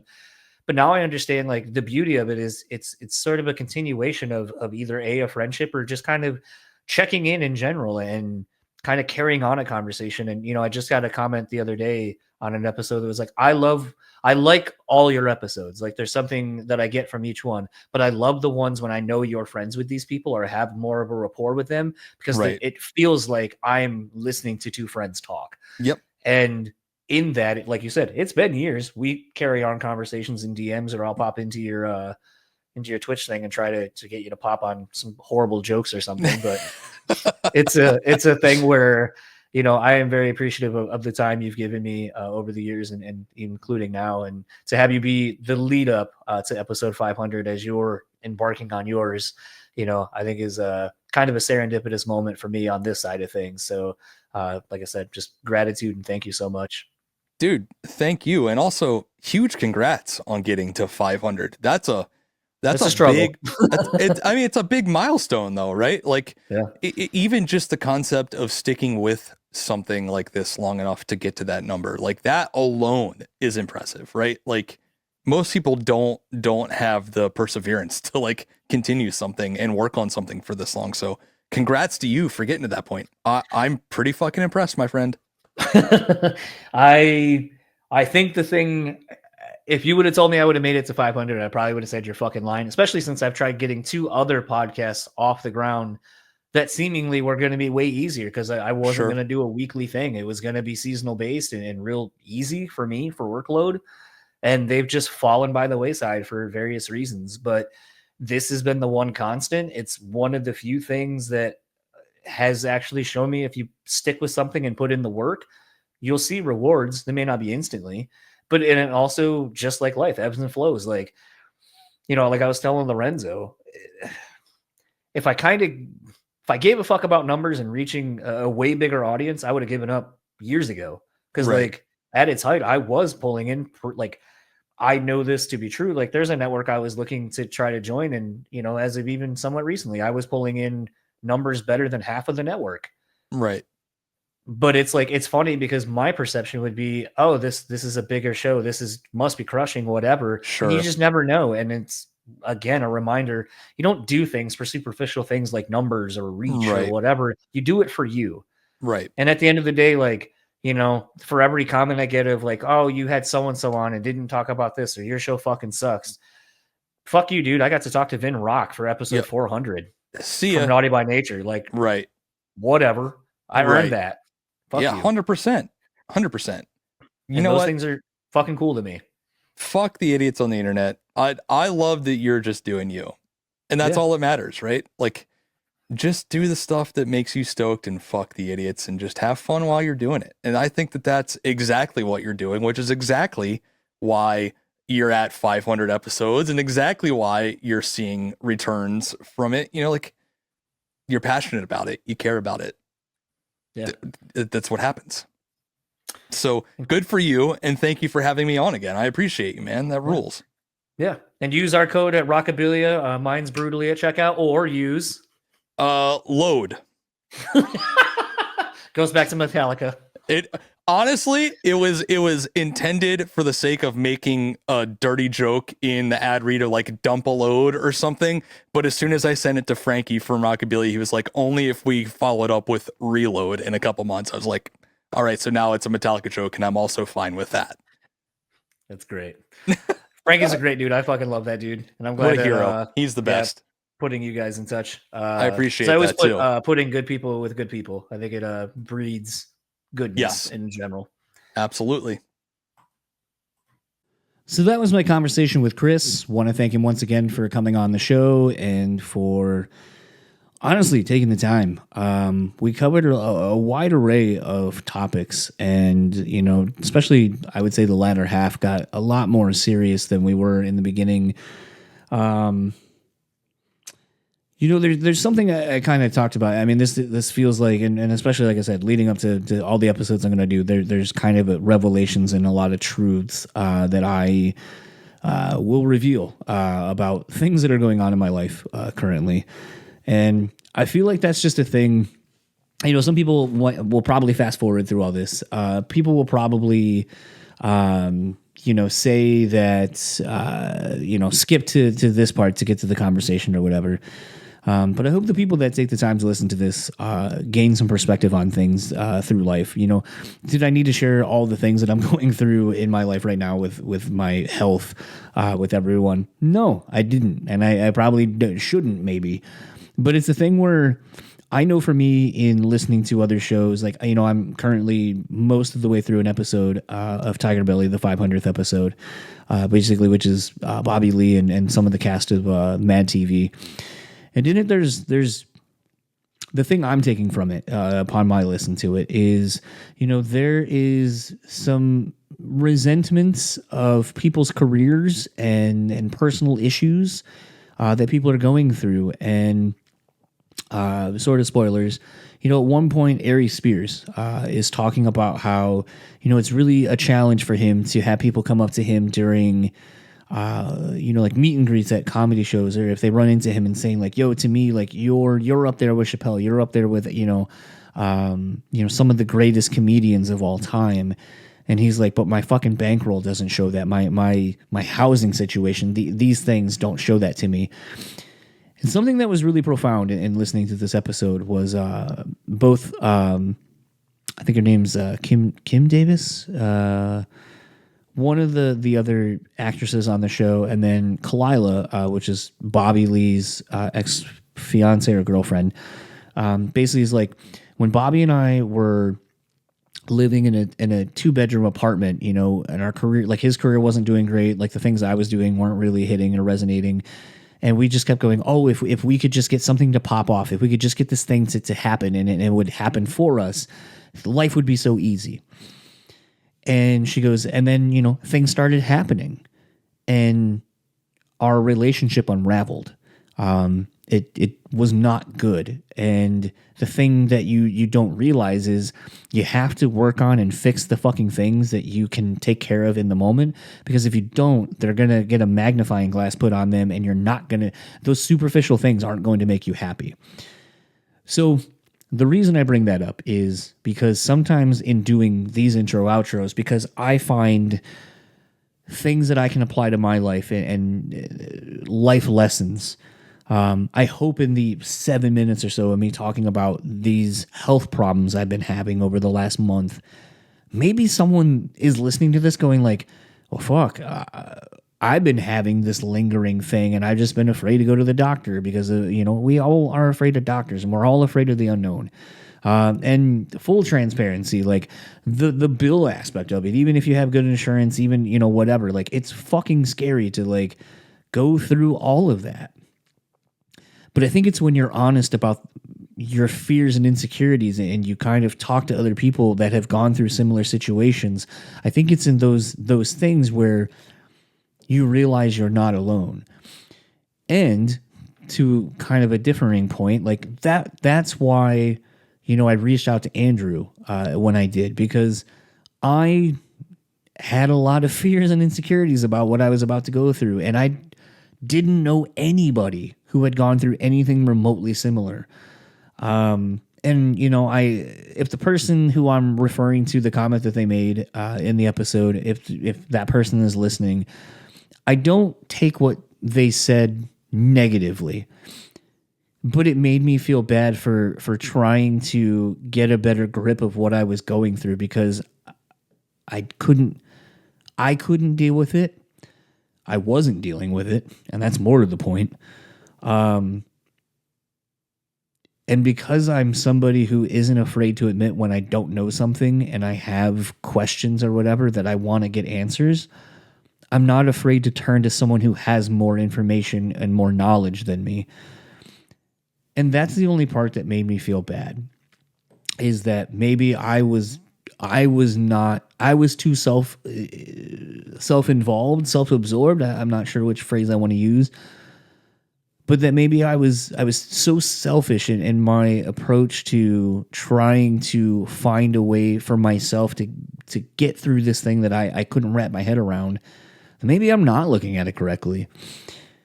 But I do know through conversations I've had with Andrew, and obviously this one I had very publicly with Chris, that is the harder thing to do sometimes, is to ask your friends for help, for information, to get through the hardest parts of your life. And I think we often think we're so alone in these things. We don't want to be a burden to people. We don't want to inconvenience anyone.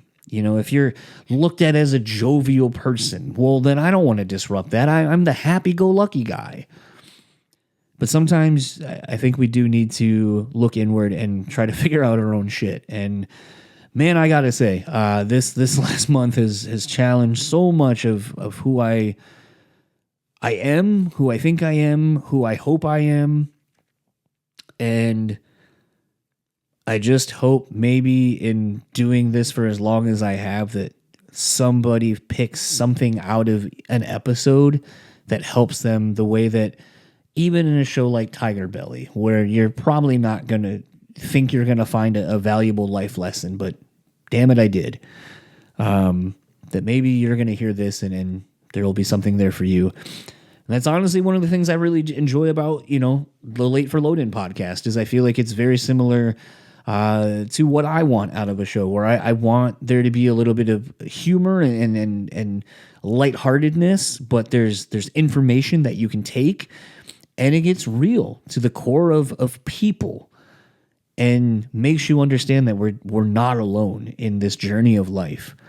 And if I can offer even a smattering of that to somebody, then I feel like what I've been doing is worth it. All that said, start wrapping up this episode. If you would like to keep up with Chris, you can find him on Instagram and Twitter at Chris_TGI. You can keep up with the Ghost Inside at theghostinside.com. Ghost Inside on Instagram, Ghost Inside on Twitter, and the Ghost Inside on Facebook. Texas in July doesn't appear to be doing too much, but if you'd like to keep up with them, Facebook at Texas in July, Instagram at Texas in July Band, and I didn't find a Twitter for them. But either way. And if you would like to keep up with Chris's podcast, Late for Load-In, you can go to Instagram at Late for Load-In. Keep up with all the clips and all that kind of stuff. Rate, review, subscribe to that podcast. Same reason I say it every week. You know why it's important, so please do it if you can. If you like this show, I think you're thoroughly going to enjoy that one as well. So please support them. And speaking of support, please support our mutual podcast sponsor in Rockabilia. use our code at checkout, BREWtally, and take 10% off your total purchase order. Rockabilly have been killing it lately. I don't know if you saw the headlines, but they sold out of their ghost dildos. That was something that's fucking wild. I actually had messaged Frankie about another idea if that was a route they were going down, and I thought it was real fucking clever, and apparently it's something akin to it. Potentially is in the works. So I don't want to spoil anything. But man, they've been killing it with that, and then obviously dropping another Atreyu collab. They're doing this like anime thing where I think they're going to drop a collab each week of May in the style of anime. Atreyu is the first one, limited to 144 pieces. So get on that while you can and support a great band and great people in Rockabilly and Atreyu as well. And if you want to use Chris's code, well, go back to the episode and go use his code. I'm not going to play favorites with that. It all goes back to Rockabilly, and it's all love. If you'd like to keep up with this podcast, simple enough, Brew Speak Pod on all your social media platforms. Rate, review, subscribe. I already said that earlier. You can email me at brutallyspeaking@gmail.com with any guest suggestions or keep part of the conversation from an episode going. Much appreciated. The Lorenzo Reels, crazy. The amount of people who have been liking that, messaging, DMing, and so forth. Much appreciated. Thank you so much. And for the Brutally Speaking podcast, I've been your host, John, and I will see you all next week with Nick Hexum of 311. Holy shit, I can't believe that one fucking happened. It was a really great conversation. I'm very excited to get that one to you. And in light of everything I've been saying, have a good rest of your week and hopefully a very healthy one as well. I'll see you all next week. Enjoy it.